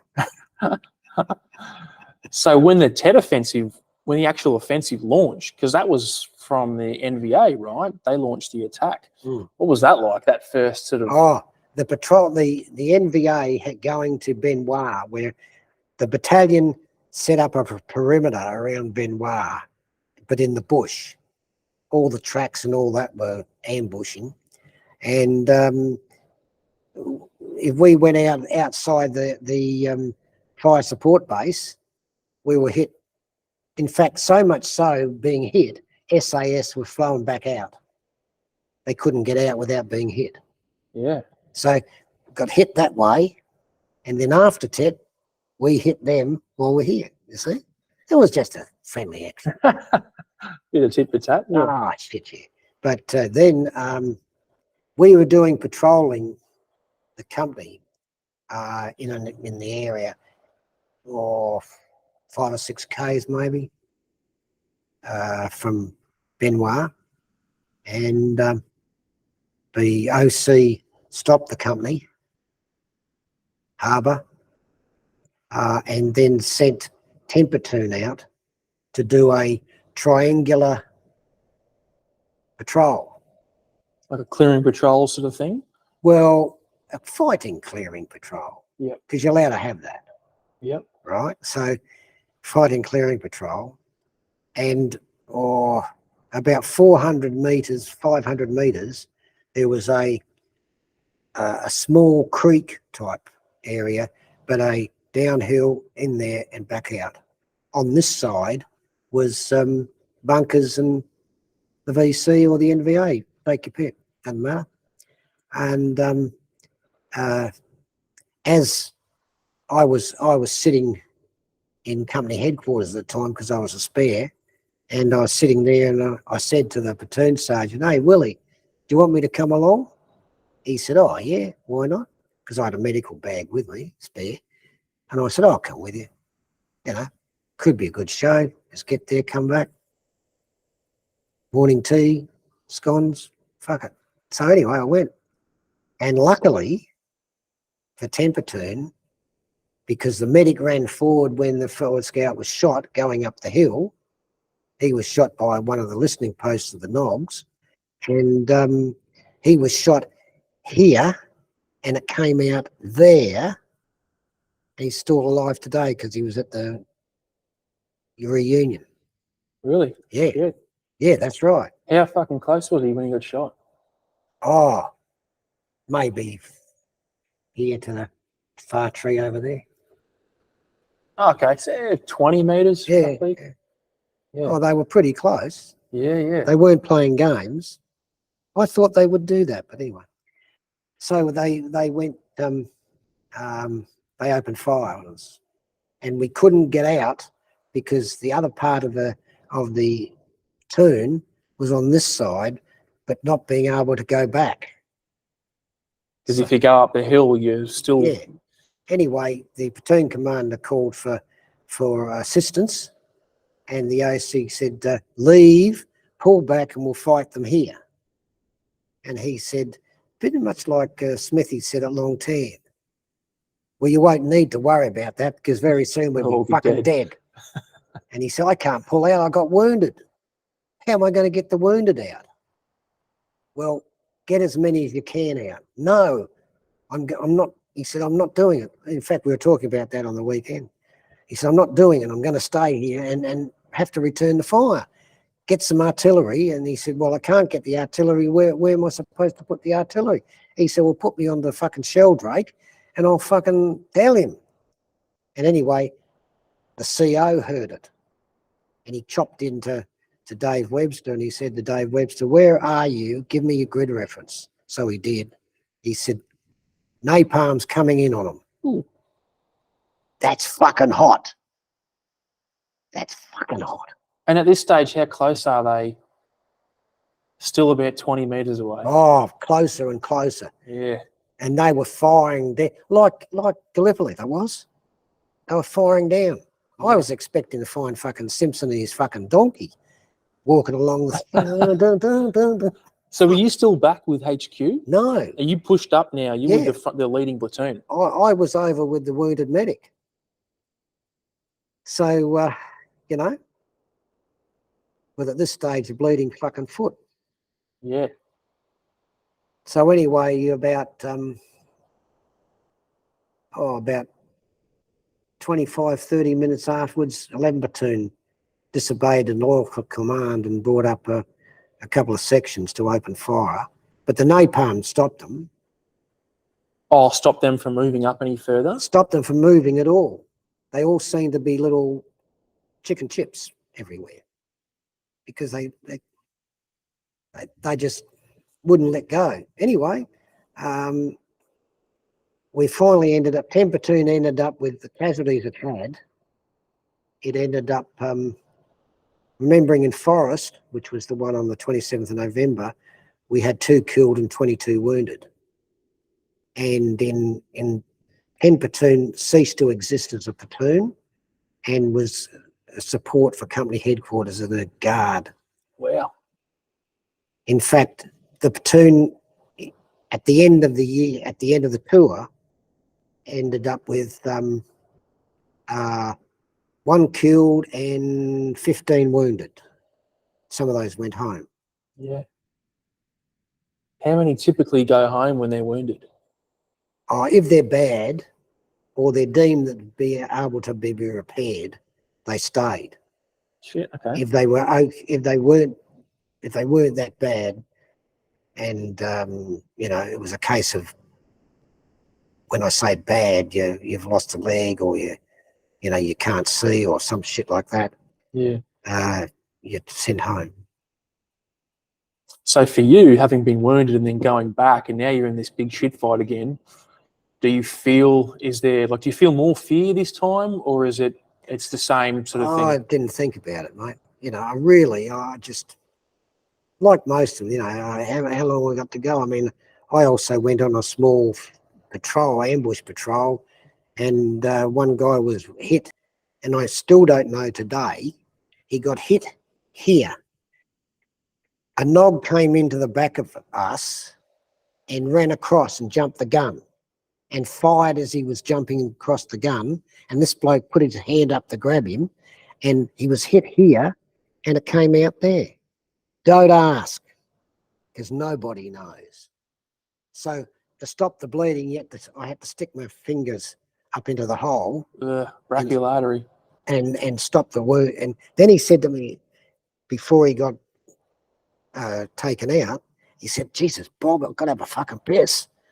I said, "Well, have a piss." He said, "I can't do it." I said, "So what do you want me to do?" He said, "Dig me dick out." So I had to sign a Hippocratic oath. Yeah, you got an NDA sign. You can't talk about it. Put a stethoscope around my neck. Yeah. And do a check on the dick. So he pissed anyway. Yeah. Nice. Another guy in have a good dick? No. No. Wasn't the best you've had. I didn't recommend it. Wouldn't do it again.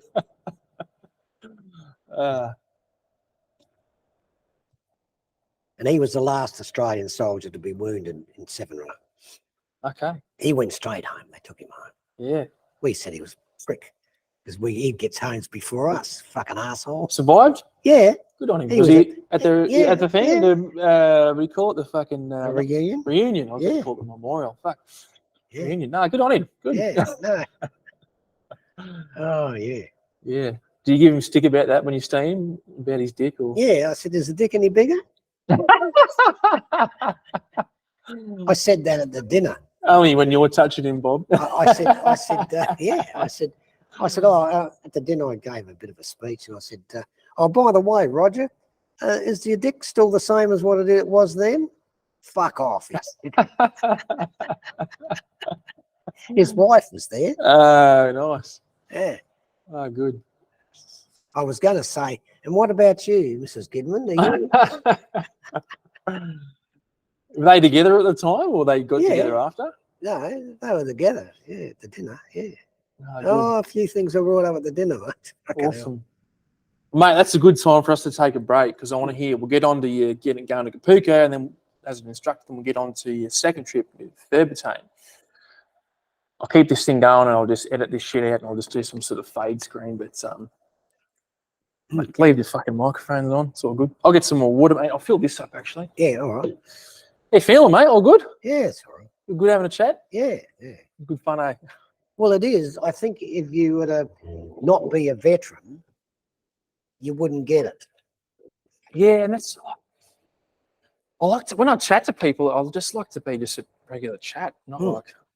But Welcome, see, Bob. Tell us about when you're 5 years old. You know, Yeah. like it's not my style. no, see, the thing is, and this is why I keep arguing with Open Arms, and they're finally getting support in. But those guys who come in as peer support really can't do anything because they've got to go back to the counsellor. And most of the counsellors have got a university degree and nothing, and they've never walked in the boot. Yeah. Yeah, mate, I agree, dude. I think half the issues in the veteran community and in defence need like a defence or veteran face. Because like no one wants to deal with some fucking pencil neck squeezer that they don't respect or they've got no not reciprocity. They got no rapport with. Just gonna fill this up. You good for water, mate? Yeah, mate, I'm right. How you going for time? So yeah, so that's what it was, and so that's the NVA slowly infiltrated down, and slowly took over a lot of the VC's work, because the VC they would go away during the day and shoot you up, and then head back to small villages to actually hit you at night. Well, Long was a good example because they were small village, so they'd go away at night to ambush and sit outside the wire and be stupid, and we would go outside the wire and ambush them, going in to have a route at Long. So who's this? This is This is the VC because they're coming down from North Vietnam, training the Viet Cong. And getting it, we had a mountain range around us. One was the Long Highs, which was further down Bad Place. The other one was what we called the Nuiti Highs, which was we called it. And they would go up there and base us up there, come down during the day, and go up at night and go on leave into Long to see their wives and girlfriends and fuck them. But we would always do the right thing. Get them the way out. Yeah. So you let them have a route? Of course. It's a general's war, eh? We are not a fucking... Not savages, eh? We're not fucking... We're savages are bloody mutilators. We're fucking good people going by the war. Winning hearts and minds, mate. Yeah, two in the heart, one in the mind. Did you guys coin that phrase? Huh? Two in the heart, one in the mind? Yeah. Yeah. It's funny. But yeah, so we did that. Is this first or second trip? This was the first trip. And then sort of did that. We eventually, we had a couple of contacts, but the big ones we had was we attacked a Carter camp, which was really big. SAS had checked it out. They said it was a small Carter camp, about 30. So if you have 30 of the enemy, you have a company, as you know. So we went in and we got a bit of our arse knocked about a bit. Couple killed, 22 wounded. Jesus. Out of 110 blokes, so that's a fair chunk. Yeah. And 10 platoon and 12 platoon were the two. Between the two of them, they had 2 killed and 22 wounded. Some of those were chopped out through the jungle, right? And some went back the next morning. And the medevac choppers had their lights on with the Red Cross. And they were fighting. So that's a firing. That's a target point. Because they don't give a fuck about the Red Cross, the White Cross, medical. I think they sort of like didn't really want to fight us because we would have to hold the belt, hold the enemy's belt. So we would withdraw and hold their belt to get them to come in and bring in artillery and mortars, you see. And we really didn't operate except in Benoit, more than capacity of the mortillery and the water in the artillery, so we can have fire support at any one time. Although during the Tet Offensive, we were under the Americans who were a bit stupid. Anyway, so that one we got knocked around a bit, but we were actually ended up in the camp, and we found the camp on any given day would have most probably 130, 140 people in it. Shit. Like actual fighters or people just living there? Shit, yeah. So it's just a fighting camp, Yeah. like a training camp. So that was that one. And then the next one was most probably during the Tet Offensive, where we were to. The Tet was a treaty, a treaty or something between the Allied parties and the Vietnamese for the Tet. You know, where they pray to their gods and ask for blessings and all the rest of the crap. And they became liars. Their General Giap, very good bloke, very, very well. He should have been a general for us, really, because what he did, they attacked at every point in South Vietnam at the same time. Now, that's not bad.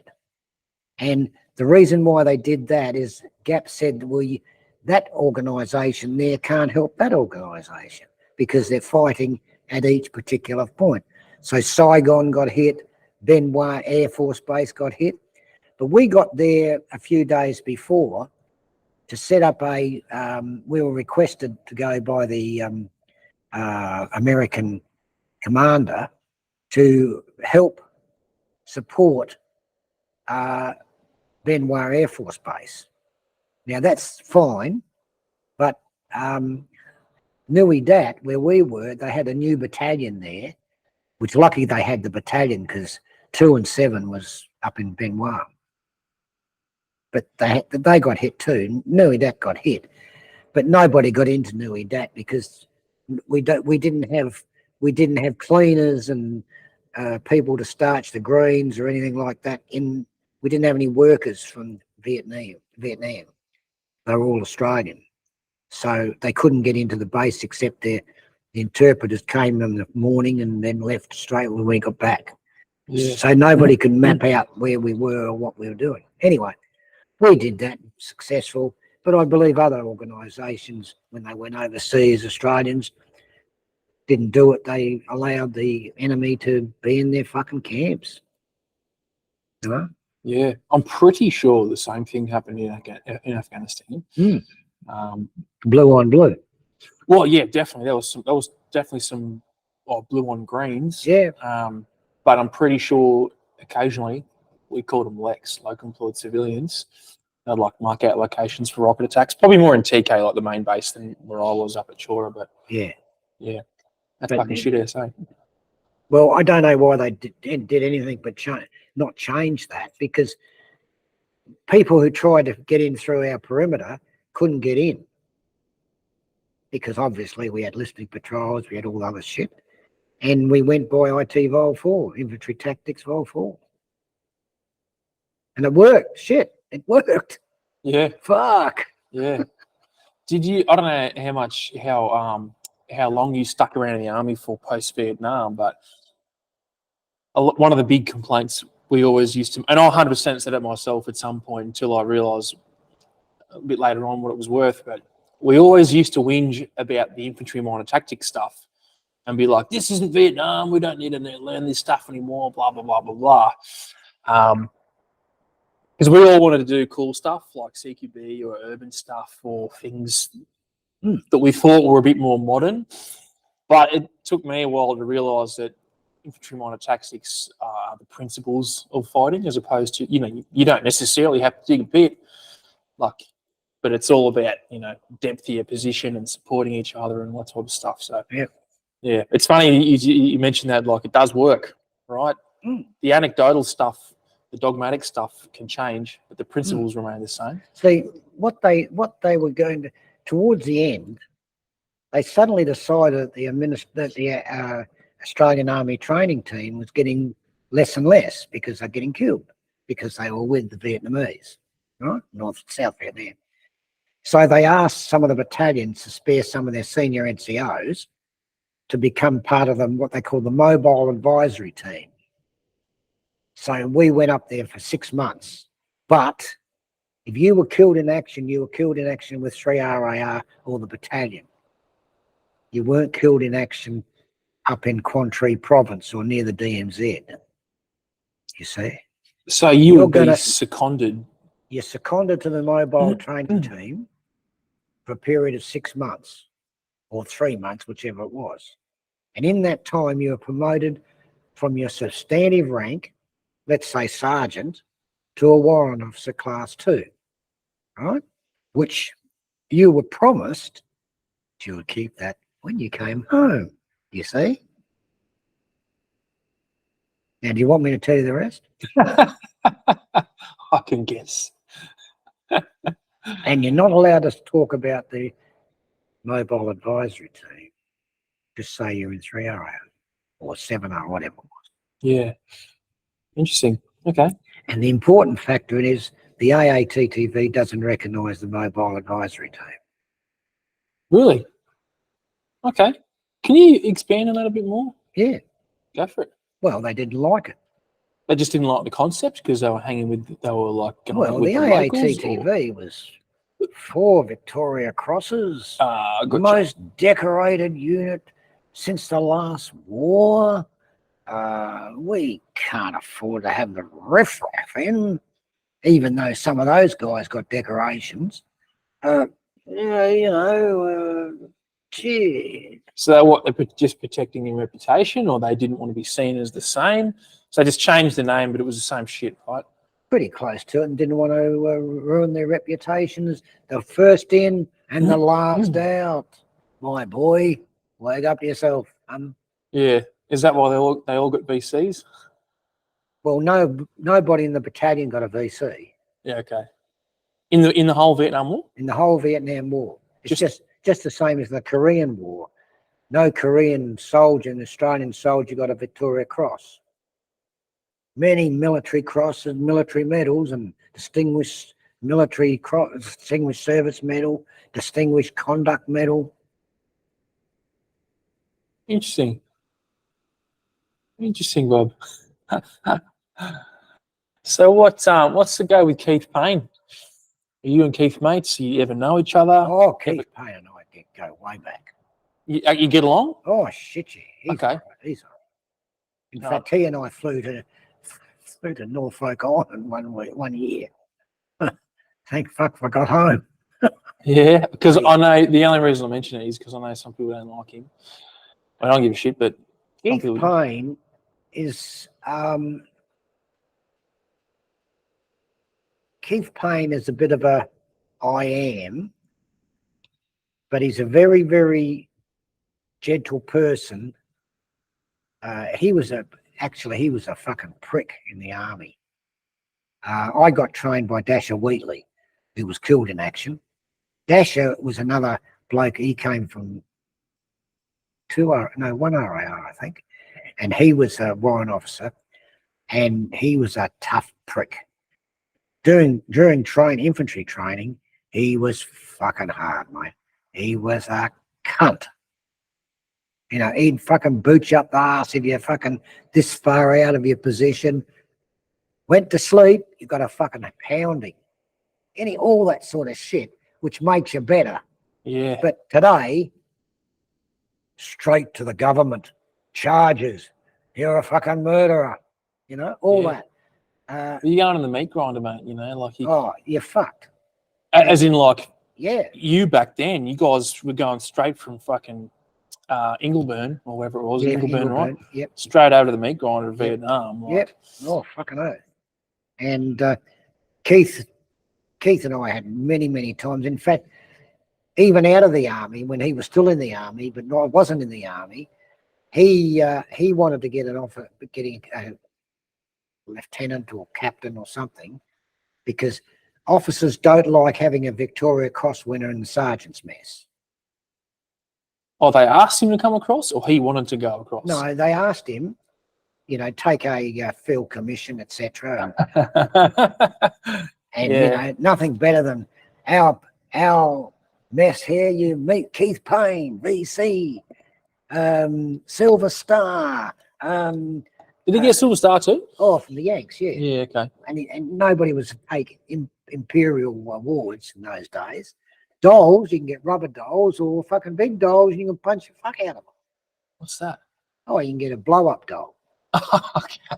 Explain that one to me. Oh, yeah. Like, I know what they are, but what's the significance to Vietnam and the medals system?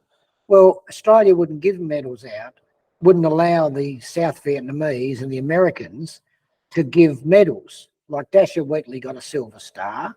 I think, I'm not too sure that Simpson, I'm not too sure about Roy Simpson, but he served in Korea, got a Distinguished Conduct Medal in Korea, and he was a fucking raving ratbag. He lived until he died of cancer in Japan.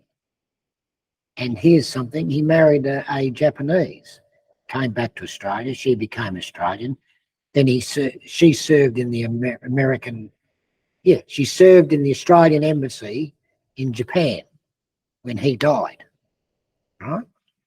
And good old Australian government wouldn't give a war widow because she was living overseas. Okay. So no benefits, no payments. Keith Payne was TPI, so it should be automatic to your wife. Anyway, we took that to a number of veterans took that to the government, and then to a bloke by the name of Bob Hawke, and also Howard too. And both Howard and Hawke, who was it? The guy, Howard allowed the war widow to go. He actually he didn't say anything. He just contacted the DVA through the minister and said, give her war widow now. So that was that one. That's the Japanese lady? Yeah. Yep. And then Bob Hawke became her patron in Japan. Then she lived back here after that. But he protected her ass as he protected Keith Payne's ass. Now, Keith Payne, he couldn't get a commission. They said, well, you'll have to go back in the army again and go through the necessary thing. He said, no, why should I do that? What, you had to go back to Duntroon and go through? He had to go through Duntroon or Portsea, which was from a digger's point of view, could go to Portsea and get to the rank of captain. Well, he said he wanted at least major because in South Vietnam, he commanded battalions of Vietnamese. So, I mean, hang on now. Here's a warrant officer commanding a battalion or even a company, but he can't get a Queen's Commission in Australia. So he said, fuck you. And he went to the Emirates and worked on the personal guard of the Emirate, whoever it was, Joe Bloggs, right? Now, in that time, there was a terrorist attack on the palace of this Emirate, and Keith Payne was the training officer and captain of the guard, and he blew away 4 fucking terrorists running into the palace, and then shot another one trying to kill the Emirate. He was then knighted, and the medal too. So he's got VC, Silver Star, Emirates, gallantry. I had no idea he went over and contracted in the Middle East. He's got 24 medals, mate. I've seen his fucking rack. I've seen that in like photos and that. There. Fuck, it's big. And it's it's big. from other countries. Yeah, I'd never looked at it closely. I just went, that's a big rack of medals. Vietnam gave him a Knight of Vietnam, Knight, whatever it was, and also a Cross of Gallantry with Palm. Who else go? And the other 4 VC winners got the same. But the digger wouldn't be allowed to get anything from Vietnam or, I mean, a lot of guys got a Purple Heart because they went to an American hospital, and the Americans say that if you were fighting in our command, then you should get that's how he got his Silver Star. But they Australia wouldn't allow Australian soldiers who were awarded and put on their medical documents Purple Heart for valor. Or they weren't allowed to wear them, or they Not weren't allowed to allowed wear to be it. issued them. Not allowed to wear it. I've got issued one. Yeah. Well, of course. Yeah. You have it here? Not here, no. Oh, Got man. it at home, though. I'll have to see it. That's cool. Mm. Is that why you use the purple?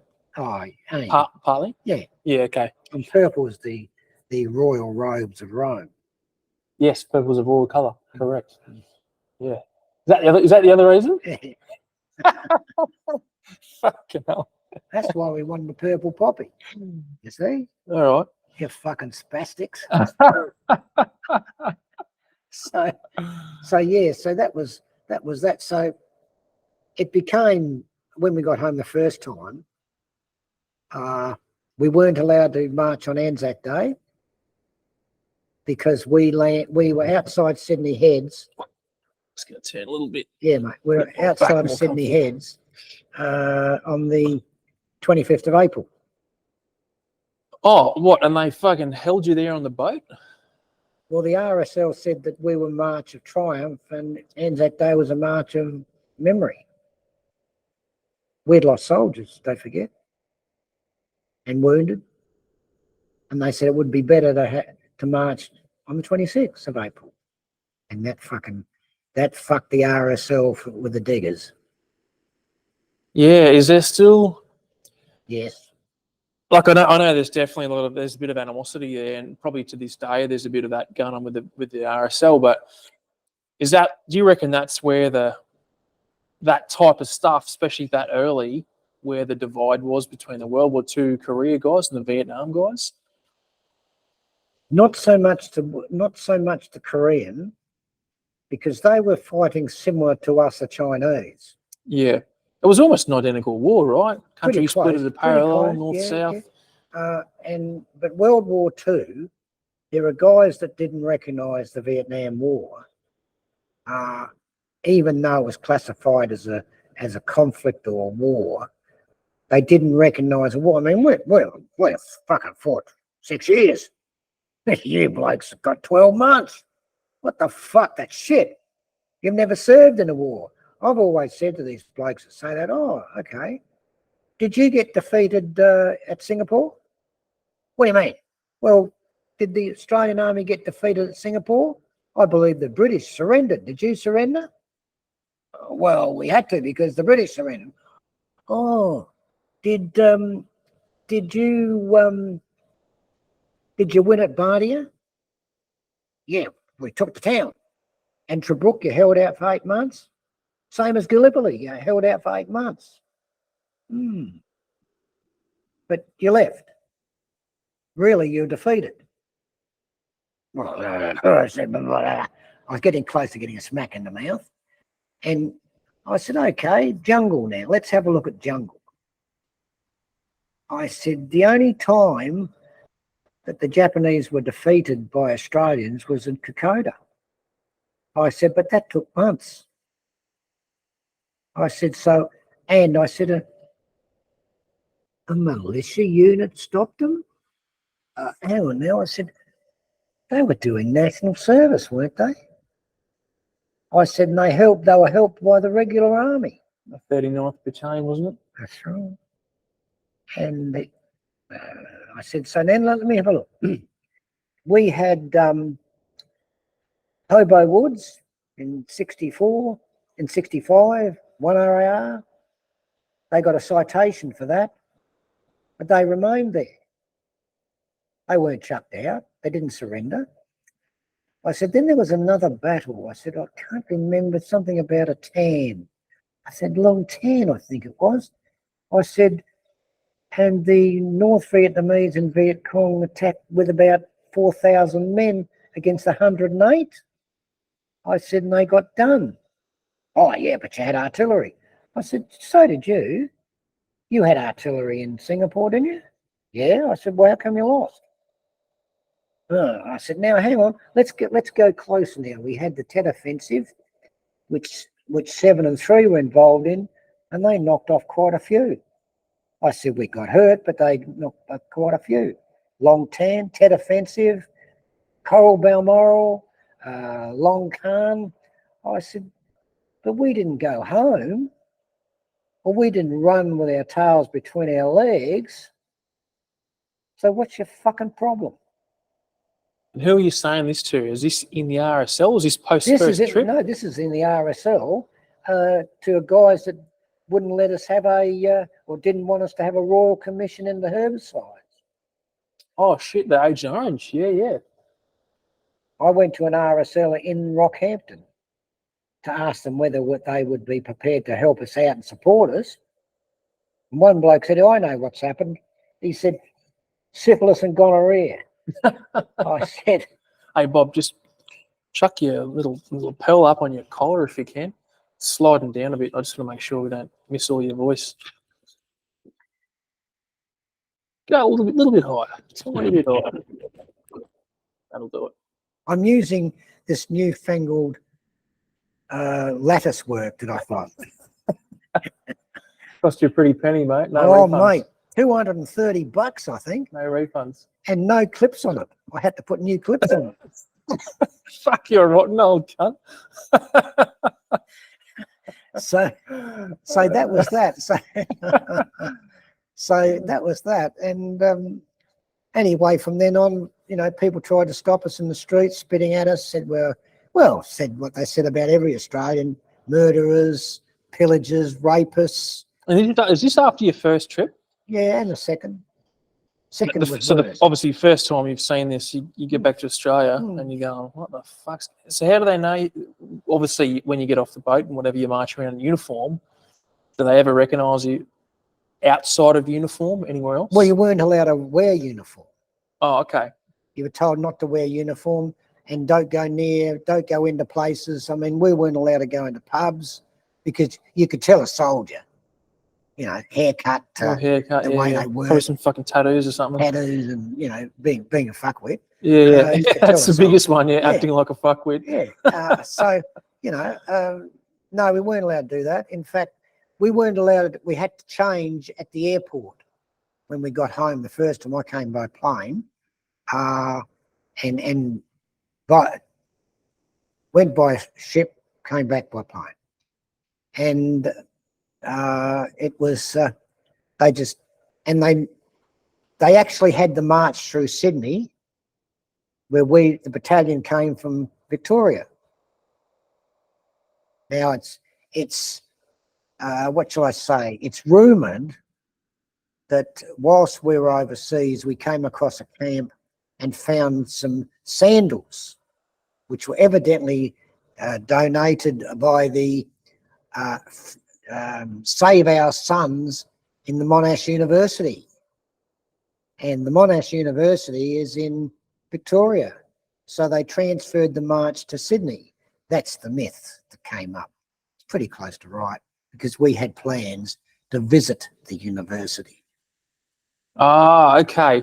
I get you. Yeah. So sorry, I'm a bit slow on the uptake. So You are really. overseas. You've like raided a camp or something. Find some. They got some pluggers on the enemy dead. Yep.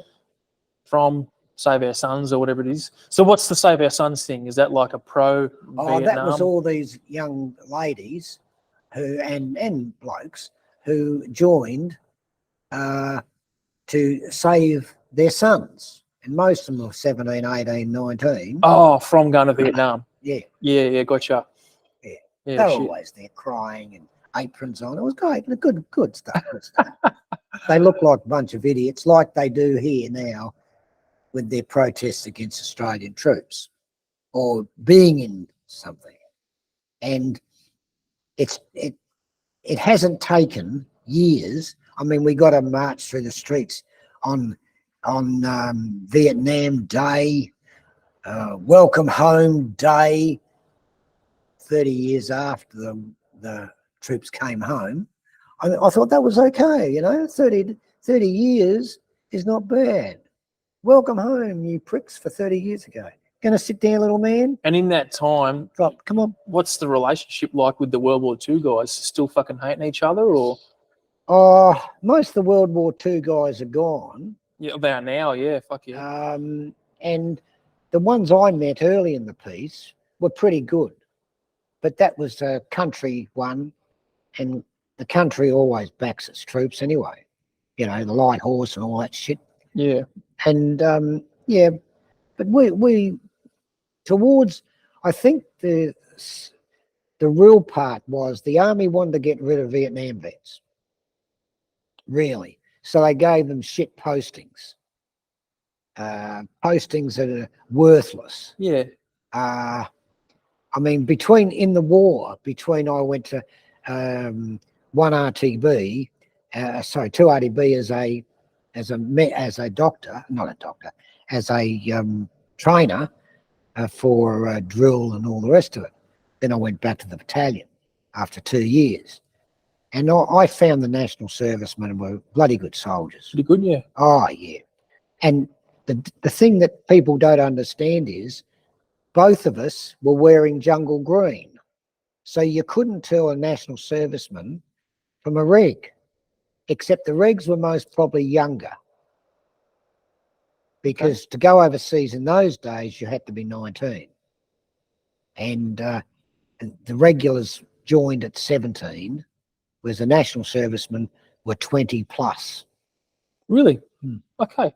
So that was the starting age. He was 20. I didn't know that, yeah, because my dad was around then. Didn't go to Vietnam. No. But he was definitely part of the draft. I don't know how the fuck they did it, if they do that lottery ball, spin the thing and yeah, they spin it and the date comes out.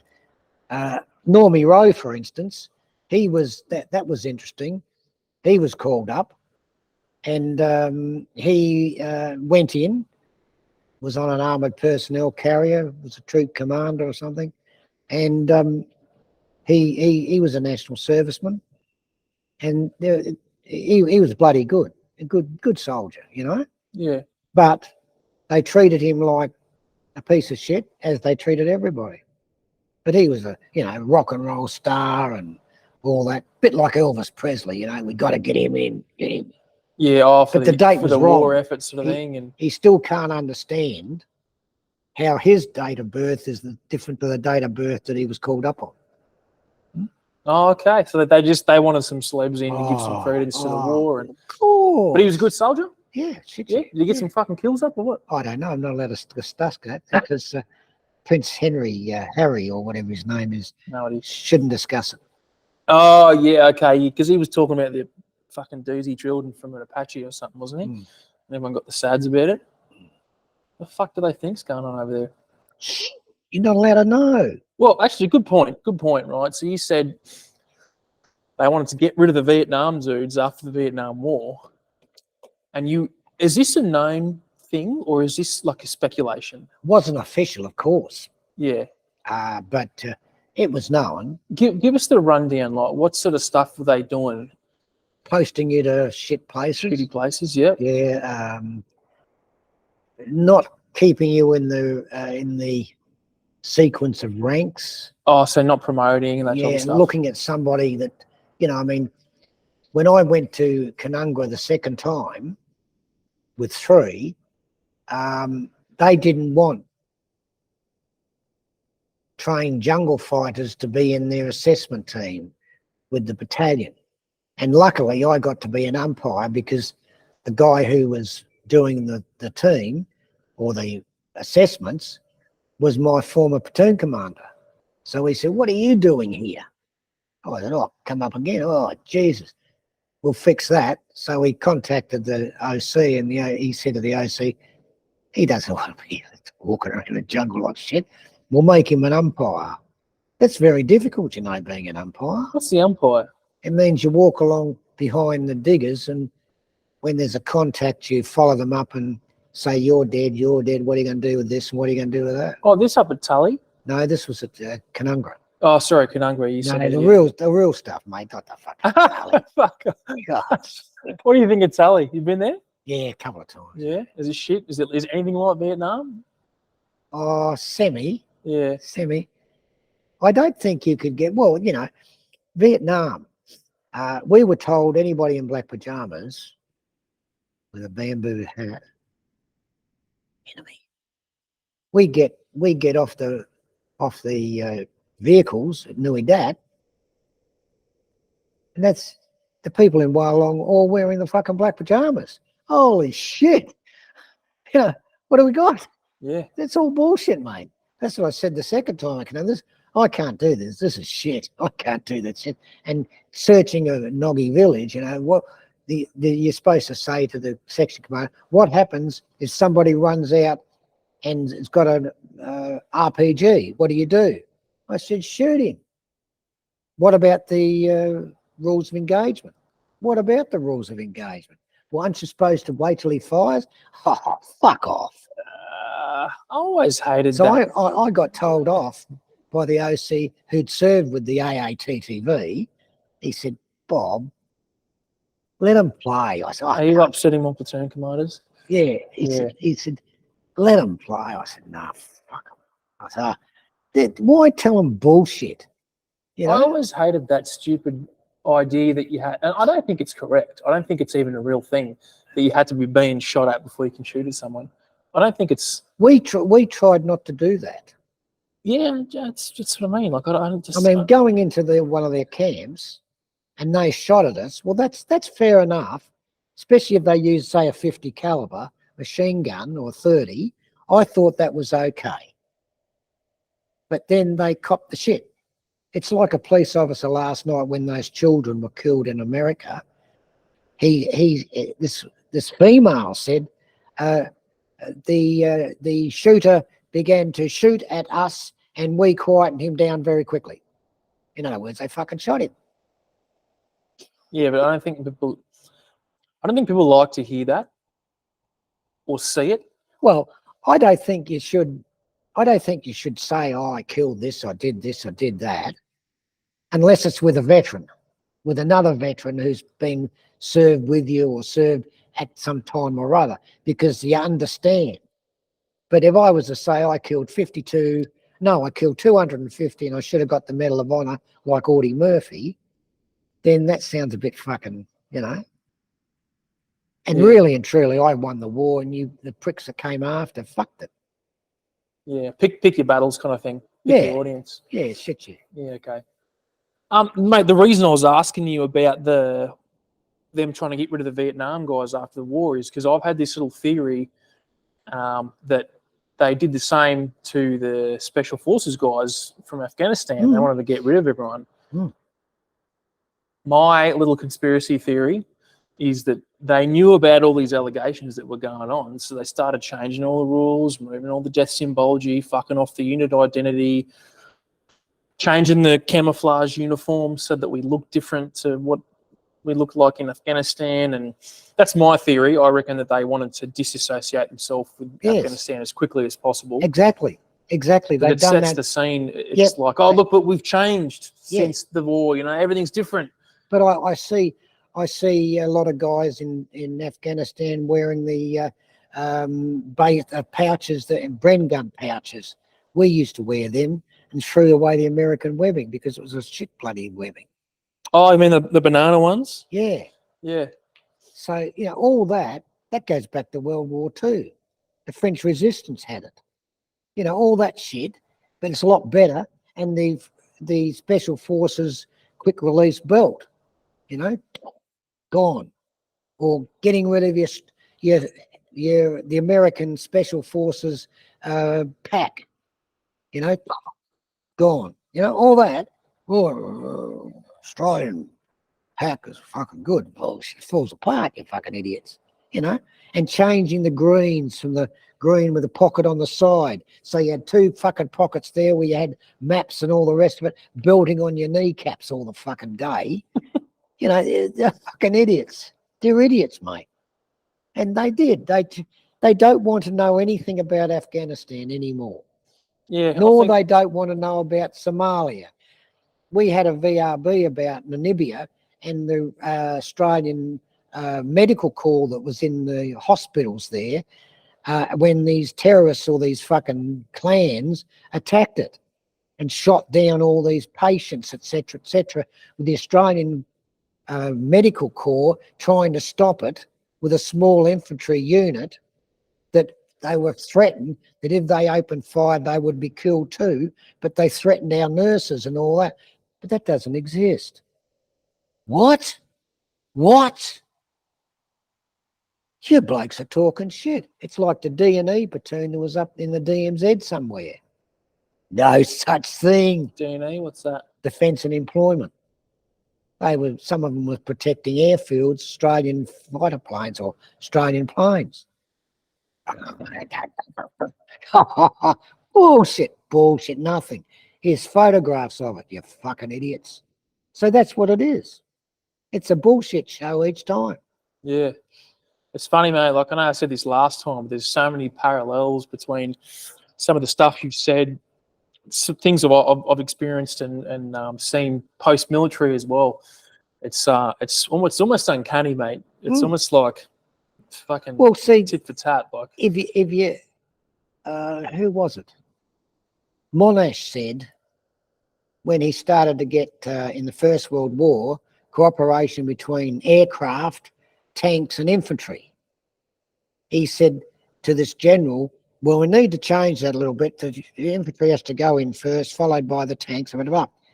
He said, well, why do you want to change it when it's working? And that's the same thing as Wavell said at Tobruk.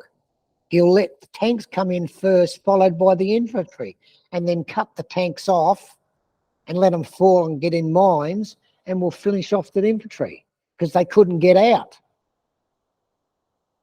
Why didn't they do that at Dien Phu? Why didn't they do that at Singapore? Why did the Australians halt the 2nd 24th, halt the Japanese, and then watch the Indian and British forces pull back, 2nd 29th, sorry, pull back and allow the Australians to be circled by the Japanese? They wouldn't make a stand. Why? Because get back to Singapore and we'll fight them there. Why is it now that when we get into an ambush, that we wait for the circular pricks to come around us and fucking do them on either side? Infantry Vol 4. Revised. dated, yeah. Mate, tell me about your second trip. I want to hear about your second trip. How was it different to the first one? Because obviously you did 2 years at Kapooka. Yep. What was that like as an instructor? Oh, pretty good. It was good.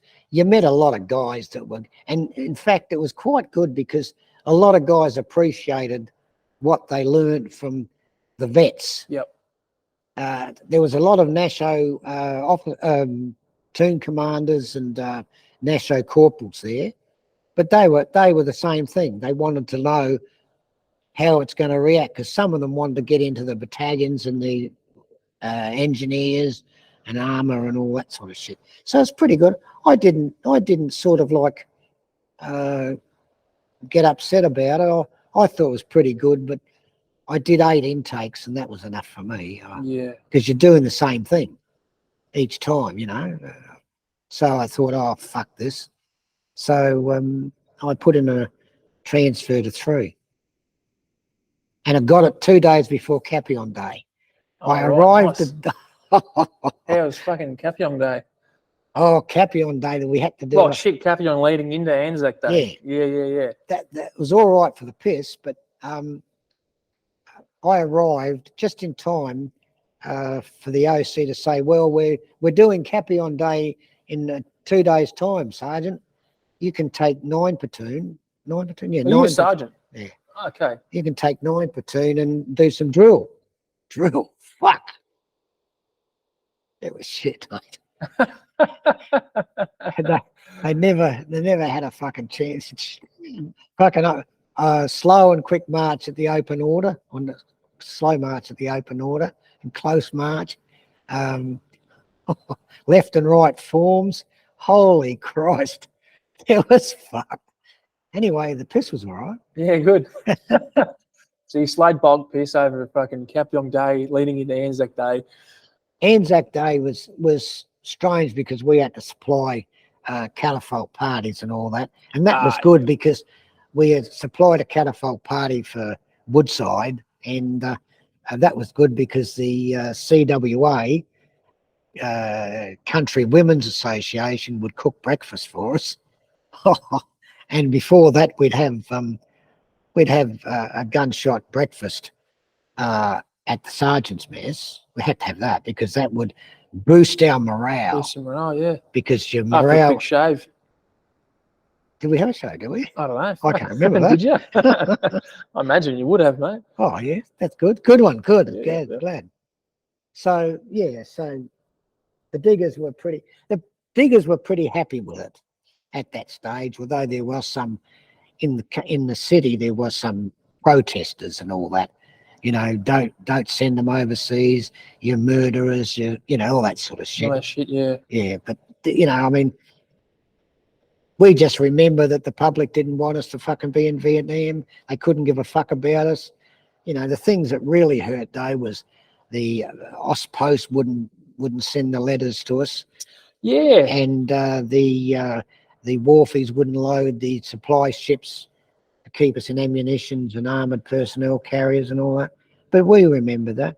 There's a saying, posty, running fast, give my letter to me or I'll kick you up the arse. You know, those sort of nice ditties to help people out.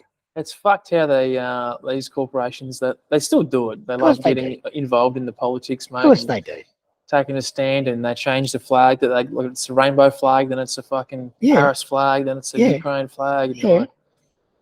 Fucking hell. Or having an Australian flag with American flag and an Australian flag with a Vietnamese flag, lapel pins. When I got back, somebody said, "You like a lapel pin?" I said, "What the fuck I want that for?" I said, "Another shit." Yeah, I'm done with that. So that after your first trip? Yeah, that was the second trip, really. Oh, sorry, and then second trip. So going over with 3 as a sergeant. So you're platoon sergeant for your second trip. Tell me about your second trip. How was it?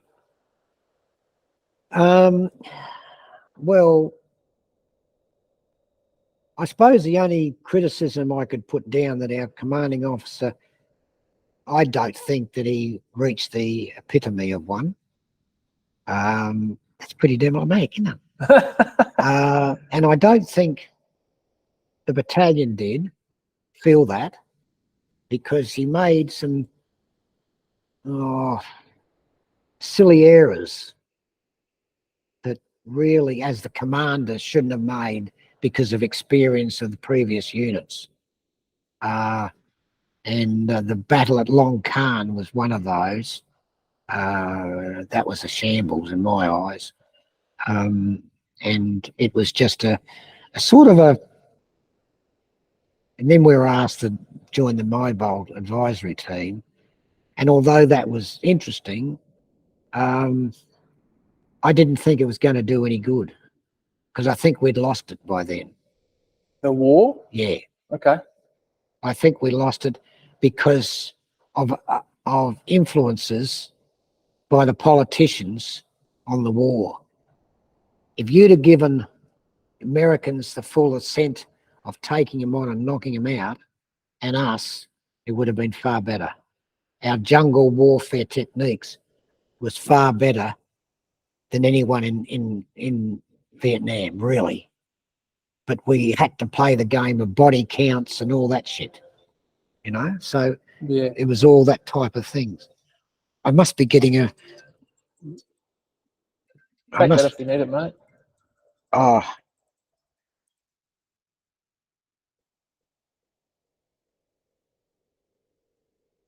Okay. Yeah, that's okay. No, veteran wants to know what to do with the GP report. So he knows what to do with it. Oh, all right.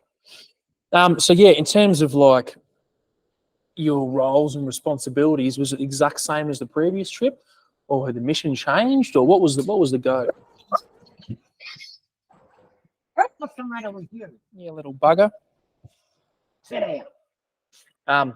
Yeah, so how did the... Oh, you get it. So your microphone's like slipped around the back of your head. Oh, that's all right. If you put it on your lapel, watch this, you should be fine. Oh, it won't fit on, mate. Won't keep moving. Naughty Yeah, boy. so what was the... Naughty. What was the mission like? I knew you'd do that when I fucking put my leg off the chair. Yeah. What was the mission like the second time around? Was it the exact same mission or had it changed? What was the go?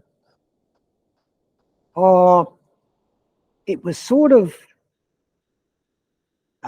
training with the Vietnamese because we were pulling out.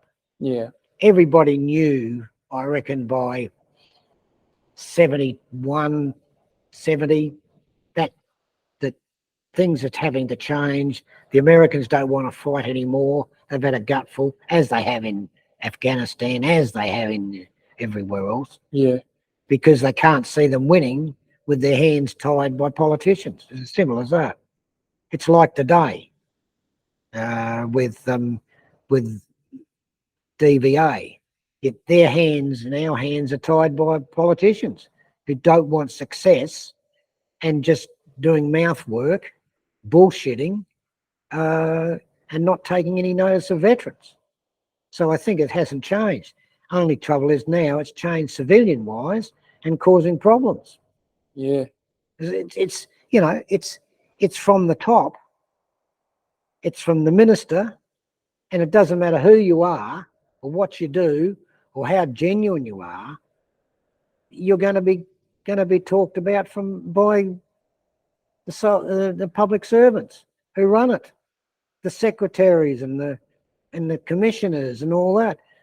They're just mouthpieces for the government. So how did that play out for you then on the second trip? Was it like you're doing less operations or they were a bit more risk averse? How did it look like for you on the ground? Oh, well, Australians, they didn't want us to be in major battles because of what they call casualties. And Looks bad, sending body bags home. oh, bad. And it also stops the civilians having their breakfast. A massacre stops civilians having their breakfast in a good way, disrupts them. So we don't want that. So really, I guess if you looked at Vietnam and Afghanistan in a world war situation, you go in for the kill. You go in to destroy what that ideas or values are. But both areas, and it doesn't matter whether you're in Somalia, Namibia, Solomon Islands, Timor, it's the same policy. Don't get in any battles, don't get shot and killed because we don't want body bags going back to Australia. And that's what it is. And it's the same with the DVA today. They got 35,000 backlog. And why? Because they don't want to assist in a way that's helpful, and they use the axe going on and on and on. They're using parts of the act to differentiate between problems. It's the same. So we come back to fight a war, and as I think one organiser said, we pay tribute to the dead, we fight like hell for the living, because our motto with advocacy for veterans is winning the peace. And we're not winning the peace because, 1,300 have committed suicide. Why? Because there's a 35,000 backlog. Well, when's that 1,300? When's that been from? Oh, that's come from the latest thing from the Royal Commission, I believe. What period of time was that in? Oh, over a period of 4 years or 5 years, something like that. Really? The Americans have lost 5 a day. They lose 5 a day suicide. Fuck, I thought you meant... Fuck, I think you meant like since fucking 2000 or something, like since the war on terror started. So you reckon about this recent stats, about 1,300... I'll find it for you and send it to you. Yeah, right. Oh, yeah, but approximately 1,300 in the last Yeah. 4 or 5 years. Well, if the Americans lose 5 a day, work it out. Yeah. And they've got in the Purple Heart Association or Foundation, they've got membership of 3.5 million people, diggers, veterans, male and females. They're wounded, hurt. Come on, shit, this is what nobody realises, and the acts stuff them up. What's the act? Well, which one? What are they in general? Is it just like a series of fucking rule books that dictate what you do? Well, one is don't the get? Veterans Entitlement Act. The other one is the MCRA. The other one is the DACA or SACRA, whichever you like to call it. And the other one in MCRA is transitional and congenial provisions, which counteract the others to whichever way the department wants it. And that was all done and okayed by everybody, thinking it was great. It's a load of shit. They've got to do that. They've got to change that. Otherwise, you still have backups. You still have weights on people's documents. You still can't find the documents. We've got veterans through us now that can't find documents. They haven't got them. Where are they? God knows. Because this is coming from that time when there was a lot of paperwork done, but it wasn't logged digitally. Is that what goes on? That's pretty close to it. And also nowadays, even peacetime. Yeah. Oh, we can't find your documents. Well, why can't you find it? I've got an army number. Where'd you get that from? I don't know. From the army. Where would you get an army number from? Huh? Air Force number. Oh, no, I got it from Woolies. Good God. I got it in a cereal packet. Well, you can't say that. I think Woolies sounds better. I'll go Woolies. So I want to finish off on your second trip. Then I want to hear about post both your Vietnam trips. So were you still getting into contacts second trip? Was there still a fair bit of action? Oh, it was still action, but not big protracted battles and except Long Khan, where the United States and Vietnamese and Australia were involved in Long Khan. But it wasn't that successful really, because the enemy seemed to run off because of the units involved were reluctant to take on a big force. That's my opinion. because they could see it winding down politically, so they're less likely to take risks. Do you want to die tomorrow, or do you want to die tomorrow? Yeah. And it's all very nice to say. Still here, mate. It's all very nice to say, oh, we had them on the run and we were successful. But yeah, okay, but we still landed in a helicopter assault, being fired upon. It was a hot as LZ. Christ, those days went out with Waterloo with Napoleon. Come on, shit. So at what point did you get the tracker dogs? Oh, early in the piece. Yeah. Go through what they do, and your involvement with tracker dogs. So I think I spoke about this last time, but were they just for tracking down and then you'd slot them? Yes. But would they bite? No. They just wouldn't bite, or you didn't train them to bite? They weren't trained to bite. The Americans trained a lot of their dogs to attack and chase and attack. Yeah. Ours was more like tracing blood trails and body trails and so on, so we can get the next guy. With us was a couple of other protection machine gunner and a couple of other people that would brass the place where the dog pointed. Yeah, it's my phone. Put this on fucking silent.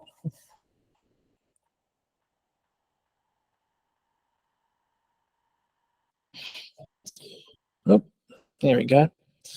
All good. So the tracker dog did well, especially if you hit somebody or ambush somebody and you sort of could see body trails. And they did well. Some of them just walked around and, there'd be 55,000 people. Yeah. across that path, so they couldn't track anymore. I mean, but they did pretty well. What was the training? What's the training process to track for tracking? Well, Oh, here we go. Go on. It's been fucking good. well, I don't know whether you could say there was a curriculum. It's just let the dog be a dog and they'll do it. Yeah, mostly putting on your seams down your jungle greens salmon oil so they could stay with you, and then teach them how to track by using salmon or sardines or something, and then taking the sardines away and putting blood and so on as you progress. So it was those people who knew how to handle dogs and those people who didn't, working together to work out how to track. In fact, helicopter picking up dogs and the handler was all practiced many times, because how do you get the dog up? Oh, we've got to make a harness. Okay, let's make a harness. Will the harness work? We could have called on you guys, but you weren't available at the time. I hadn't started my business yet. Yeah. Well, there's a fault. And, you know, we Sorry, mate. we had those sort of things going, but they all played their role. A couple got PTSD. One by the name of Tiber was involved in Coral and Balmoral, and he got PTSD because shells were exploding and he went split to pieces. Well, And another one died of heat exhaustion because it was hot over there. Yep. So we lost 2, but the other 11 didn't, or including those 2, didn't return because they weren't allowed to, because the federal government, in its wise attitude, said through, I think it was Department of Primary Industry, that they could have a tick or a disease from being in Vietnam. Like, well, maybe mosquitoes or maybe something, but we better not let them come in, even though the diggers actually offered to pay for quarantine. No. We'll give them away. And I suppose some ended up on the dinner plate. So what did you have to fucking phone? Fuck off. So what did you have to do when they were like, "Hey, Bob, oh, shit, fucking hell, go for it, mate." No. Oh, you just picked it up. Pretty sure your phone call is going. I don't give a fuck. I think you're on a call. From Bendigo, I don't take any notice from Bendigo. Probably your bank, mate. Bendigo Bank. Okay. So when they've gone, all right, 3 hour up, you guys are going home. When do they tell you tracker dogs aren't coming home? Oh, they didn't tell people until the last few days when everybody was going home, and they did. Most of the dogs did 3 tours, so that's 3 years as the back to tracker. back. Yeah. The dog that he's named after, Caesar, he did 3 tours with the battalions, and some of the others did 2, maybe 3, because they just transferred from one battalion. Like Tiber, he transferred from 7 to 1, I think it was. I think it was 1. And then he transferred to somewhere. Though some of them were given to the ambassador, the Australian ambassador in Saigon, who kept them lovingly. But sooner or later they had to transfer too. So I don't know. Nobody knows where they ended up. Shit. Nobody knows. So you just left Vietnam and the dogs are they're just somewhere. You put them in a crate or something. They're missing in action. They're missing in action. Even though the handlers tried to pay, they offered to pay them for quarantine. Well, now, somebody in a nice Ford Falcon Deluxe driving around as a minister for something or other, Primary Industry said, no way. They could cause havoc with the dog population in Australia. Oh, well, we can't have them coming back. Well, I don't know why they didn't do the same to us. Yeah, mate. I drew a lot of parallels between the way they treat the dogs and the way they treat the people. I Yep. always said it was a metaphor for the way they treated us. Exactly. Not that I think I was treated particularly badly, but I mean, systemically, I think, Yep. you know, they don't, there's not a lot of emotional intelligence in a lot of those decisions. Yeah. So what was that like, leaving without your dog, knowing that it's just fucking given up for dead? Shit feeling? Oh, it was a shit feeling after first tour, Yeah. because we kept on asking about the dogs. And if you talk to some of the Vietnam vets now about the service dog, about the Tracker dog. tracker dogs, you'll get the same inference. There's a lot of bitterness there. Oh, yeah. Yeah, big time. Mm. Yeah. And So- then you got the bitterness of troops returning and being treated like shit, not allowed into RSLs. Oh God! Well, so give us the rundown on getting back from your second trip then, Same and then thing. the subsequent years. The same thing. You had to battle to get into RSLs. Some wouldn't allow veterans. In those days, you had to be a member, and you had to join to be a member in the RSL. Nowadays, you can get it for $5. Yeah. Associate member, and you go, no problems, play the pokies, who gives a fuck? You know? So it's really, you know, I think Vietnam, it's all right to say, oh, things have changed, you had to welcome home and all that. But why did you wait 20 years? And in fact, why did you wait 30 years to give the blokes from Long Tan a new set of ribbons and medals? Why did you wait 20 years to give them a citation? They won a citation at Long Tan, 6 RAR, you know, and all that. It's just, you know, it's just shit. You know, the Vietnamese government offered each battalion a citation. Some said they're not allowed to get it because the federal government says you're not allowed to have anything but imperial awards. God, shit. You know, I've got a bloody citation from the Queen. And I've also got a citation from Vietnam. What difference does it make? Oh, and a citation from America. What difference does it make? And because you put it up, you're fake. You know, it just gets me from time to time, because I know people who are fake who do that. Mate, that was another question I wanted to ask you. And I don't know if this is the right time to ask it, but what's your take on people that and there's a difference between the two, take the piss out of DVA and scam the system, but B, people that are complete fakes, like total fakes, never served a day in their life. What's your impression of those two? And what's your experience with those two? I'd say out of, say, 100, I'd say you'd have 2, maybe 3.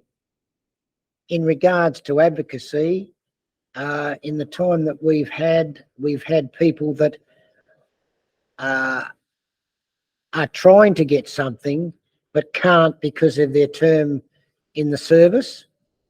I mean, if you join on the 11th day of the second month, 2020, and you get out on the 18th day of the 11th month, 2020, I don't think you can get too much wrong with you, if you get what I mean. So that type of thing gives me the shits. Yep. But the person who says they served in Afghanistan or Vietnam or whatever the case may be, I do some checks on them. And so does Bill. Good. We do a check. Can you check on me? I didn't bother you because you fucked up here. So I just knew, oh, he's a fucking idiot. But anyway, I like attracts like, mate. That's why I'm here, Bob. well, I mean, what have you actually done for me? Mate, I fucking put you on this podcast. Oh, shit, that's still on. Okay. We're still going. Hello there. How are you? Hello, Bob. No, I think that you can, you've got to treat it now with a grain of salt. Yeah. Years ago, I'd get very upset about it and basically front them. Now I just say, look, we're not interested in you. And that's good, because then we have people that say you're never gonna get it. Never in a million years. How can you get irritable bowel syndrome, and how can you get such and such for 5 months in the army? How do you get that? I mean, you got the shits with the army, but you can't get it that quick. Yeah.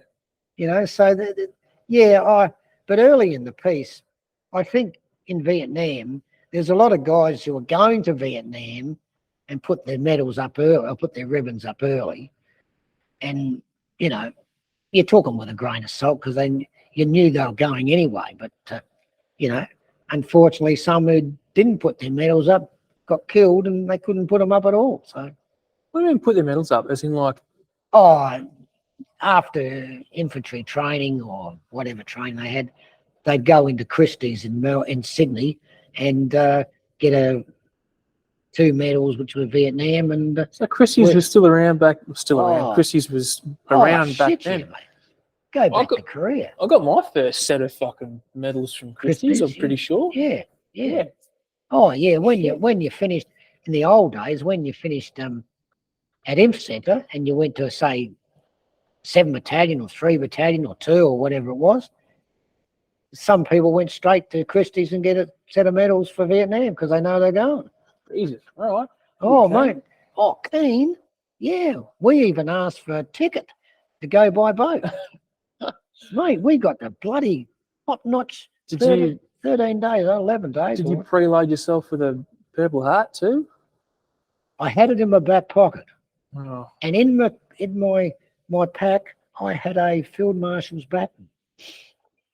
I was ready, mate. I would have taken over command straight away. Yeah, no such luck. I couldn't have done any fucking worse. That's funny, mate. That's funny. You guys fucking buying the medals before you went over, hey? Is that what was that? What's with that? Because I don't know anyone that's done that before. Oh, it was a few people. It wasn't that many. Oh, okay. It wasn't like a commonplace thing. No. Yeah, gotcha. When they got back and somebody saw it, they, what the fuck are you doing? Yeah. Just part of the fucking shit. So is that coming back from Vietnam and all the fucking bullshit from the government and society's pissing you off, and this stuff with the World War II veterans and the RSL and all the shit that's going on?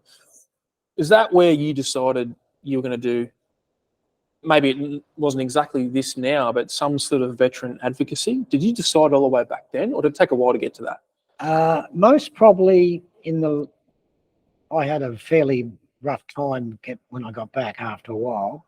I spent a bit of time in hospital listening to how they're going to fix me up. Yeah. Then... do you want to run us through that? Oh, well, it's just a case of going to all these people who are picking your brains, working out how to fix you when they don't know how to, because they've only read the books which say they can't fix it, but they've read books that you have fixed it and we can fix it for you, and they found out they couldn't. Anyway, we had all that sort of shit at Green Slopes here and other Heidelberg and so on. And then I met a doctor, a psychiatrist, who actually was in the war in South Africa with the apartheid. Oh, shit. Yeah. The Bush War. Yeah. So he was up with the situation, because he was, before he left, was looking after the South African soldiers who were in that war, in the apartheid and all that, and building up of the Negroes and all the red, whatever they are, South African or whatever they are. And so he helped me out. He got when I got left Green Slopes on one occasion, I was taking 28 tablets. I didn't recognize anybody. I walked straight past my mother and my father and my girlfriend and couldn't recognize the drover's dog. That just because you were so doped up on Oh, meds. doped up, mate. I didn't have a clue what I was doing. And he took me off it. He said, the first I'm going to do is get you off all this shit.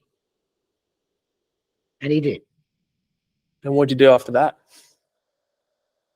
Saw reality. He gave me some interesting advice that at Greenslopes, he took me to Greenslopes. He said, right, I want you to find the wheelchair.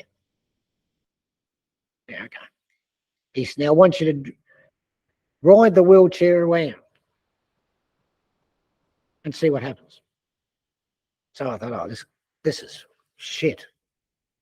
So I rode the wheelchair around and I couldn't get out. I'm not allowed to get out of the wheelchair.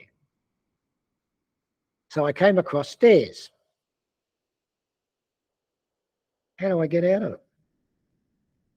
So I struggled and struggled, holding the wheel, dropping the wheel, holding the wheel, dropping the wheel. Got down the bottom.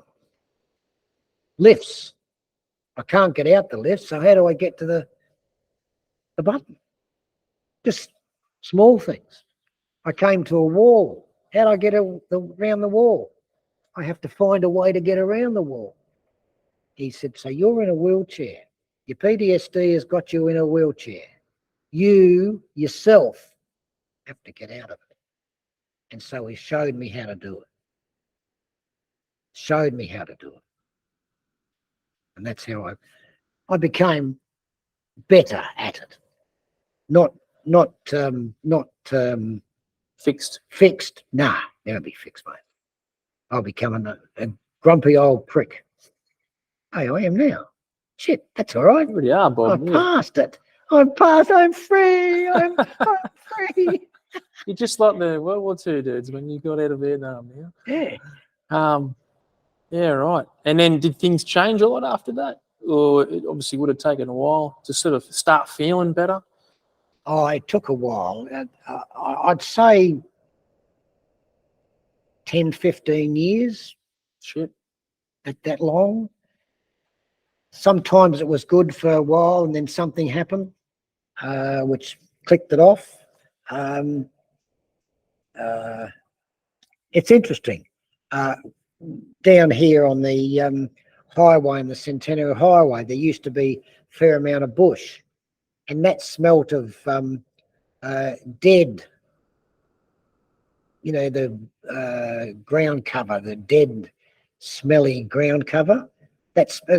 I've had people go by and say, I can't smell anything, but I could smell the same as overseas there. That put me off. Oh, all the fallen leaves and they die Yeah. and they start to Right. putrefy and Yeah, rot. Yeah, yeah. gotcha. Yeah. So, Yeah, interesting. So those sort of things. And sometimes now it's anger management, and I use shithead there but he also is loyal and protective, and also has helped me in other areas like a fall, and also if I can't get up, I use him to get up. And what I'll say is this, that what we've got here, which is one of your leads, which is holding the microphone, Stop fucking around with the microphone. Yeah. is good because it attaches me to him. So he's with me all the time. Of course, at home, he's not. He walks around all the time. Yeah. And follows me everywhere. Toilets, showers, everywhere. If I go out somewhere, I don't go without him. And he doesn't like fast movement of other people, because that means to say they could be having a go. He's been knocked around by a gentleman in a dinner who punched him and kicked him, and he remembers that. He seems to fall in love with females, and I think in a previous life he may have been a stud. He might have been a fucking 3 RER digger. 7, I think. Fuck off, I 7. think you've got to be refined. Definitely mate. would have been 3 RER, mate. Well, 7 was given birth by 3, so Was it? yeah. 3 RAR gave birth to 7. Yeah, Oh, okay. Didn't know that. yeah. Mate, when I throw this potty up, there's a mate of mine that has another podcast. It's called Zero Limits. He'll probably want to get you on. He's an old 3 RAR boy. He'll fucking want to hear all Poor about 3 bastard. RAR. He Oh, loves it, mate. His name's Does Matty he? Morris. He fucking loves it. Morris. What platoon was he in? Was he in Vietnam? No. He's like my age. 21. Yeah, 18. No, 30. Oh, you can't go to war till 30 you're something. 19. There's a song about that. Only 19. You can't go to war till you're 19. Mate, how accurate is that song to you and what Vietnam, coming home from Vietnam was like? Well, I knew the singer of that because Red Gum, right? Was yeah. his artist name? Yeah, and he was at the Glanville RSL early in the piece, going back 2008, 2007, or whatever it was, or before then, in the 80s, before the Royal Commission. And John Schumann is his name. Okay.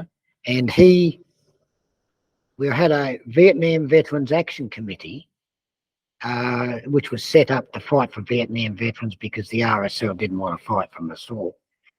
And he had this song that he had worked with a friend of his who did step on a mine. And he sang that song to us. And we all taped it. In fact, I think I've still got the tape somewhere. Shit. Mate, And- fucking get that out. Dust Yeah. that off. Yeah, and he sang it then, but just with the guitar. There was no band, there's no other band. And we all got it. Well, when it was released, about 6 weeks later, we all looked at each other and said, shit, we were there. In fact, I saw John last year at a conference at Caloundra, and he talked about the thing, and I said, gentlemen, he said, any questions? I said, yes, I know you, Schumann. He said, who are you? I said, I was at Glanville RSL with Phil Thompson, not the Phil Thompson up there, but another Phil Thompson. I said, But Townsville, Phil Thompson, yeah. not him, he's a fucking Vietnam vet. Afghanistan. Yeah, Phil Thompson Didn't was another guy who was in 1 RAR, not a sergeant, and they were overrun in the first tour, his first tour, and he pulled a nog over the top of him in a mortar pit, made out he was dead as they ran over the top of him. And anyway, when he got home, actually John Schumann wrote a song about him called Behind the Wire. If you go on YouTube, you'll find it. Okay, Behind the Wire. Behind the Wire. And Phil Thompson was instrumental to getting the Royal Commission, which he spoke to us and Bob Hawke before Bob Hawke was even Prime Minister, and said, if you ever get the Prime Minister, Bob, will you have a Royal Commission? And he said, if I get the Prime Minister, I'll have it for you in 100 days. And he did. Good on him. Fucking oath he did. So people who say to me about Bob Hawke, fuck off. Because he did. He loved the digger. Can scull a beer too. Fucking oath. Is he loose as fuck? Oh, he'd root any fucking thing, mate. He would. Yes. Mate, fucking anything. Oh, he asked about the fucking nogs. I said, were you in the ACTU? You wouldn't. He said, I didn't fucking do that. He said, you had the CMFEU and all those fucking pricks. Oh yeah, the walkies and that. He Yeah. said, they're fucking shit. He said, if I could have got them banned, I would have. I said, oh, okay. Anyway. But oh yeah, Bobby Hawke, he's a fucking nice guy. And he got the fucking Royal Commission. Yeah, good on him, mate. Yeah, at least he's not full of shit. I don't think no, but he was very emotional towards Digger. I tell you, the guys who were very favourable to Diggers was John Gorton. He was the Prime Minister early in the piece. He was in the RAAF in the Second World War and was in the Spitfires. Got shot down and badly burnt in the face. He became Prime Minister. Face was disfigured badly. And he used to go over every fucking 10 minutes to Vietnam and talk to the Digger. Good on him. He wouldn't talk to the fucking idiots. He'd talk to the Digger. So he was fucking good. Who else? Oh, Tony Abbott was another one. Yeah. He was fucking good. He's pretty popular amongst the troops, mate.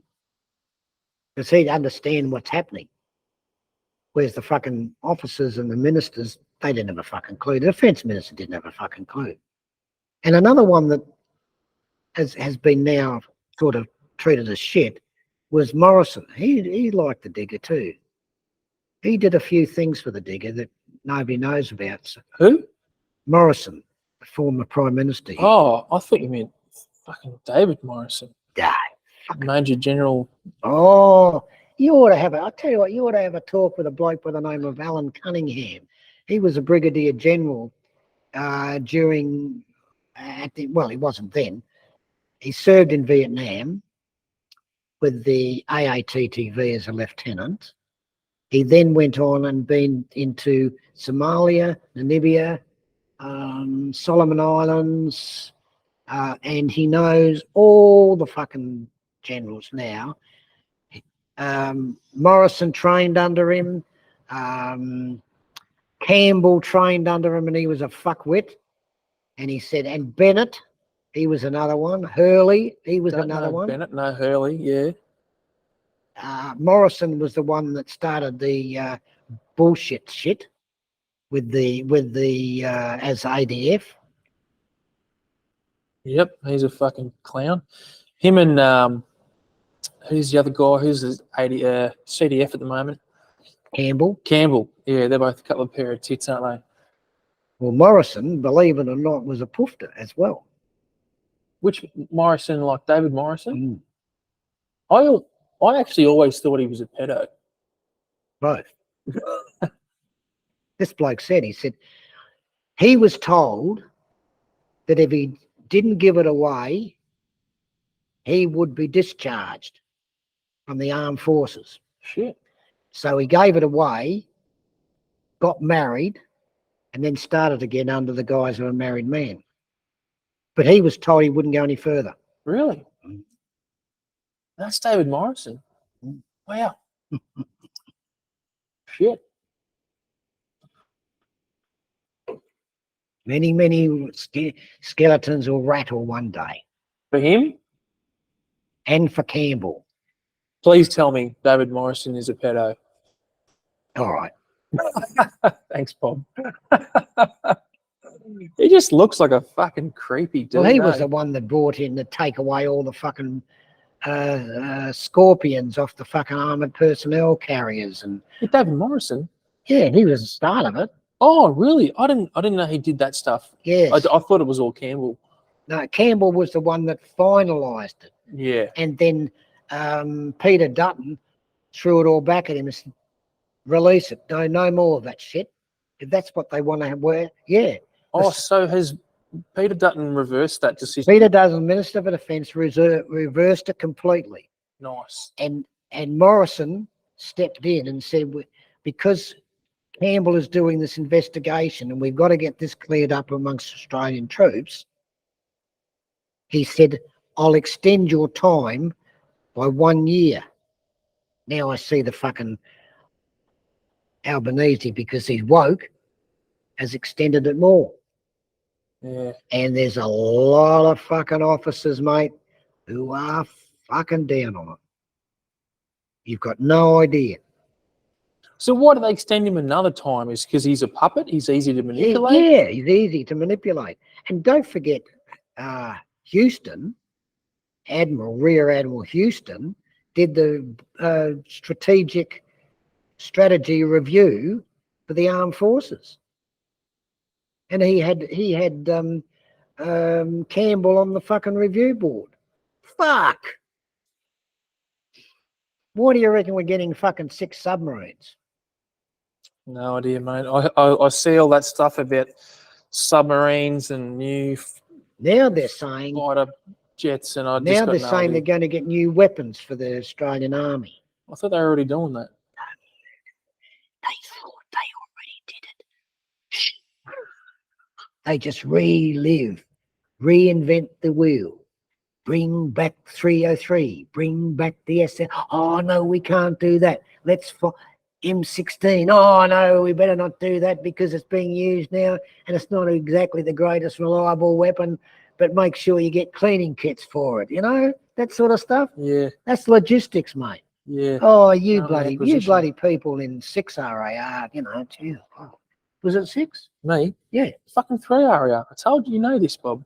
I'm sorry. You don't listen to anything. You never listen to me, Bob. No. Why don't you listen to anything I say? Yeah, shit. So, mate, tell me about what you do now, or tell everyone what you do now, and then we'll knock the potty on the head after that. Well, nowadays, after 30 years, which a friend of mine who was in 5 RAR, Who? Huh? Who? Oh, I've got to mention them, right? He was a national serviceman, as a matter of fact, and we got together, late 80s, 90s, maybe early 90s. We got together and decided to form an alliance between each other, looking after veterans at primary, VRB and Administrative Appeals Tribunal level. And so we did that. We had some help from a guy by the name of I can't see his name now. He was with the Z Force. Okay. And he helped us out. He was a welfare officer with the TPI Association. This would have been back in the early 80s. So we all got together and he trained us because he'd been attending the VRB, which it was called at one stage the tribunal, and anyway. So we did about 12 months training with him.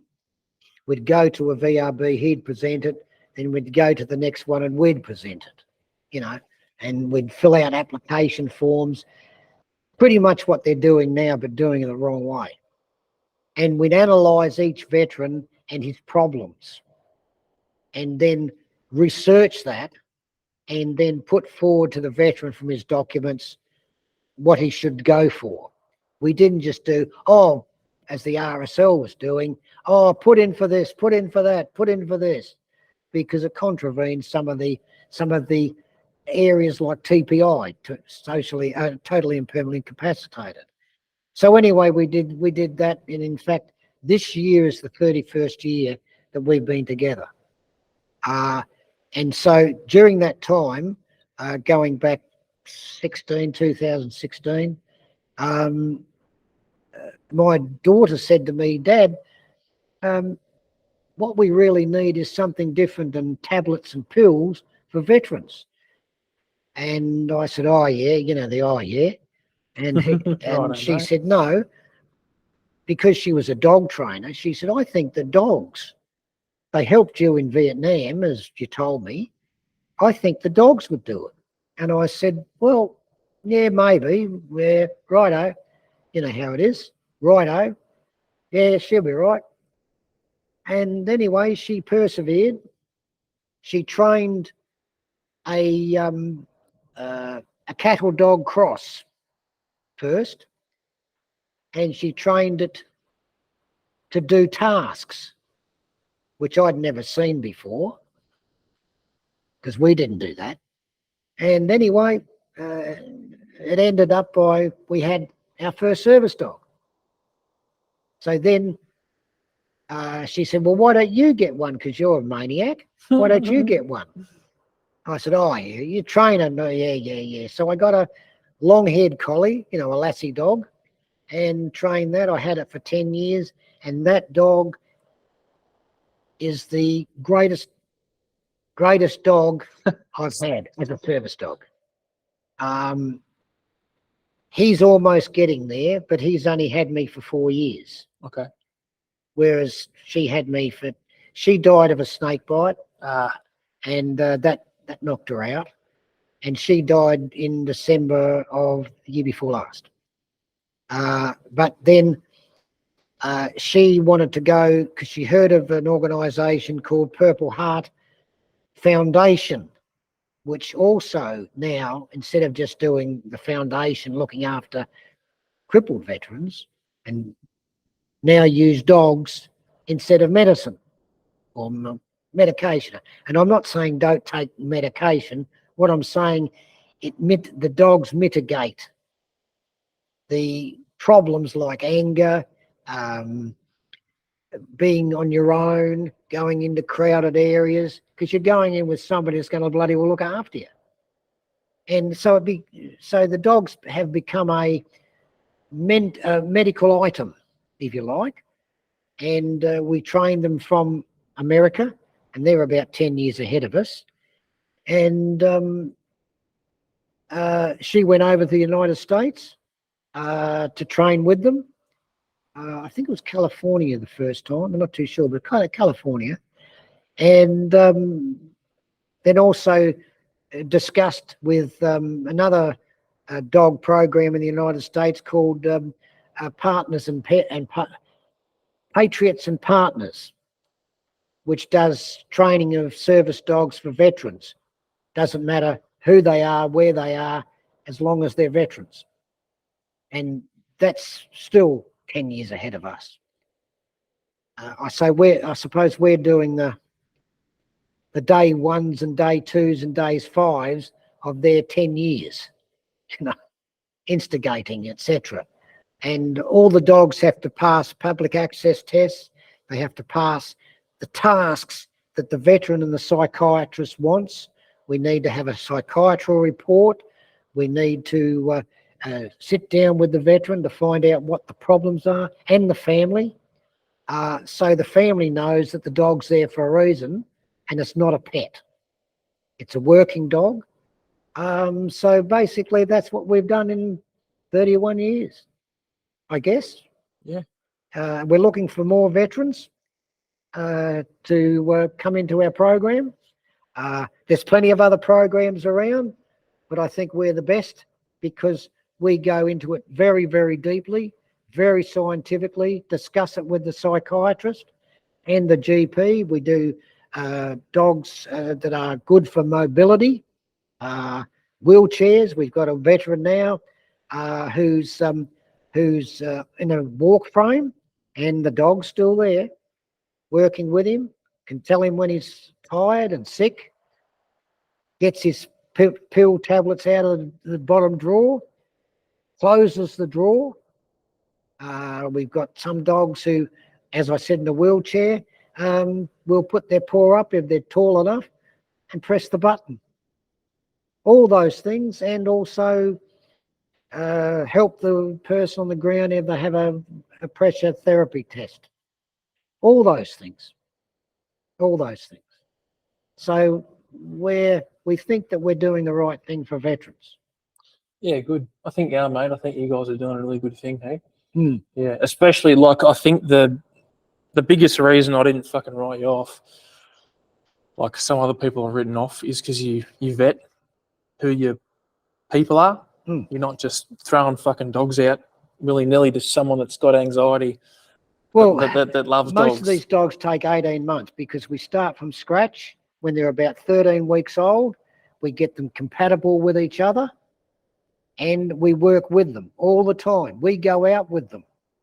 We don't just let them to wander around the streets. We go out with them and train them, have training sessions here in the area here we have, out on the oval. So we don't just say, here's your dog, piss off, as some organisations do. And I won't mention the DVR. Oh, shit, I shouldn't have mentioned Don't the DVR. mention that. Because they are doing a training session. I on dogs now through the DVA. They're looking for providers, and the providers aren't really up to scratch because they're not doing what we're doing. And the other little thing is that it could take 18 months to get a dog from the DVA and the provider, and you've got to go through such a stupid questionnaire, and if you don't get the dog, you don't get a dog. If they knock it back, you don't get a dog, and there's no appeal. And it's really done by our generous government who's looking after the veteran. So that 18 months that they're waiting, that's not a training cycle. That's administrative 18 months of waiting. Right? Yes, waiting for a dog. Yep. We can get a dog within 6 weeks. Puppy? Puppy? Yep. About 13, 14 weeks old. Now, the mobility ones, which need to be a bigger dog, might take a couple of weeks more. Yep. But we can get them. We do have our own breeding program with 2 breeders, and there's no problem. Awesome. No problem. And if someone wants to get in touch with you and then talk about service dogs, talk about you, anything, where are they going to go? Well, I'd suggest they go to you. They can fucking come to me. Well, I want them to go to you. well, they can give us a ring. Yep. On 0412 747 529. Yep. Or they can go to our website, which is www.pawsforhope.org.au, or they can contact us on admin@pawsforhope.org.au. Good. No, it was like you'd practiced it or read it off a sheet, Bob. Well, I did read it off a sheet because we got the bloody thing Big here. Fuck off sheet. Put it on the fucking desk. Nice. Hey, Bob, I'll cut the potty there, mate. But dude, thanks for coming on. I very much appreciate it. No worries at all, mate. It was really good. You look after yourself, and we do get those three more leads free. As a buy one get one free. Bob, you're hurting me. Let go of my hand. Mate, that was good. We could fucking chat for hours, but there's so many more things I wanted to ask you about Vietnam, about the dogs, about post-service life, all that sort of shit, man. But we just don't have the time, unfortunately, at least now. Well, we can do another one down the track. I've got a mate of mine that's 100% going to want to reach out to you. He'll get you on, and I'll make sure he can try and do it in person or something. But anyway, long story short, thanks for watching and listening, everyone. Another episode of Origin Canine Podcast, and see you guys next time. Catch you later. Yeah, bye-bye. Thanks for listening to that episode of the Origin Canine Podcast. If you like what you heard and you want to hear more, subscribe to the YouTube channel, give us a rating on your podcast platform, or go to origincanine.com for our tactical canine equipment, which includes collars, leads, harnesses, and merchandise. Thanks for listening, guys.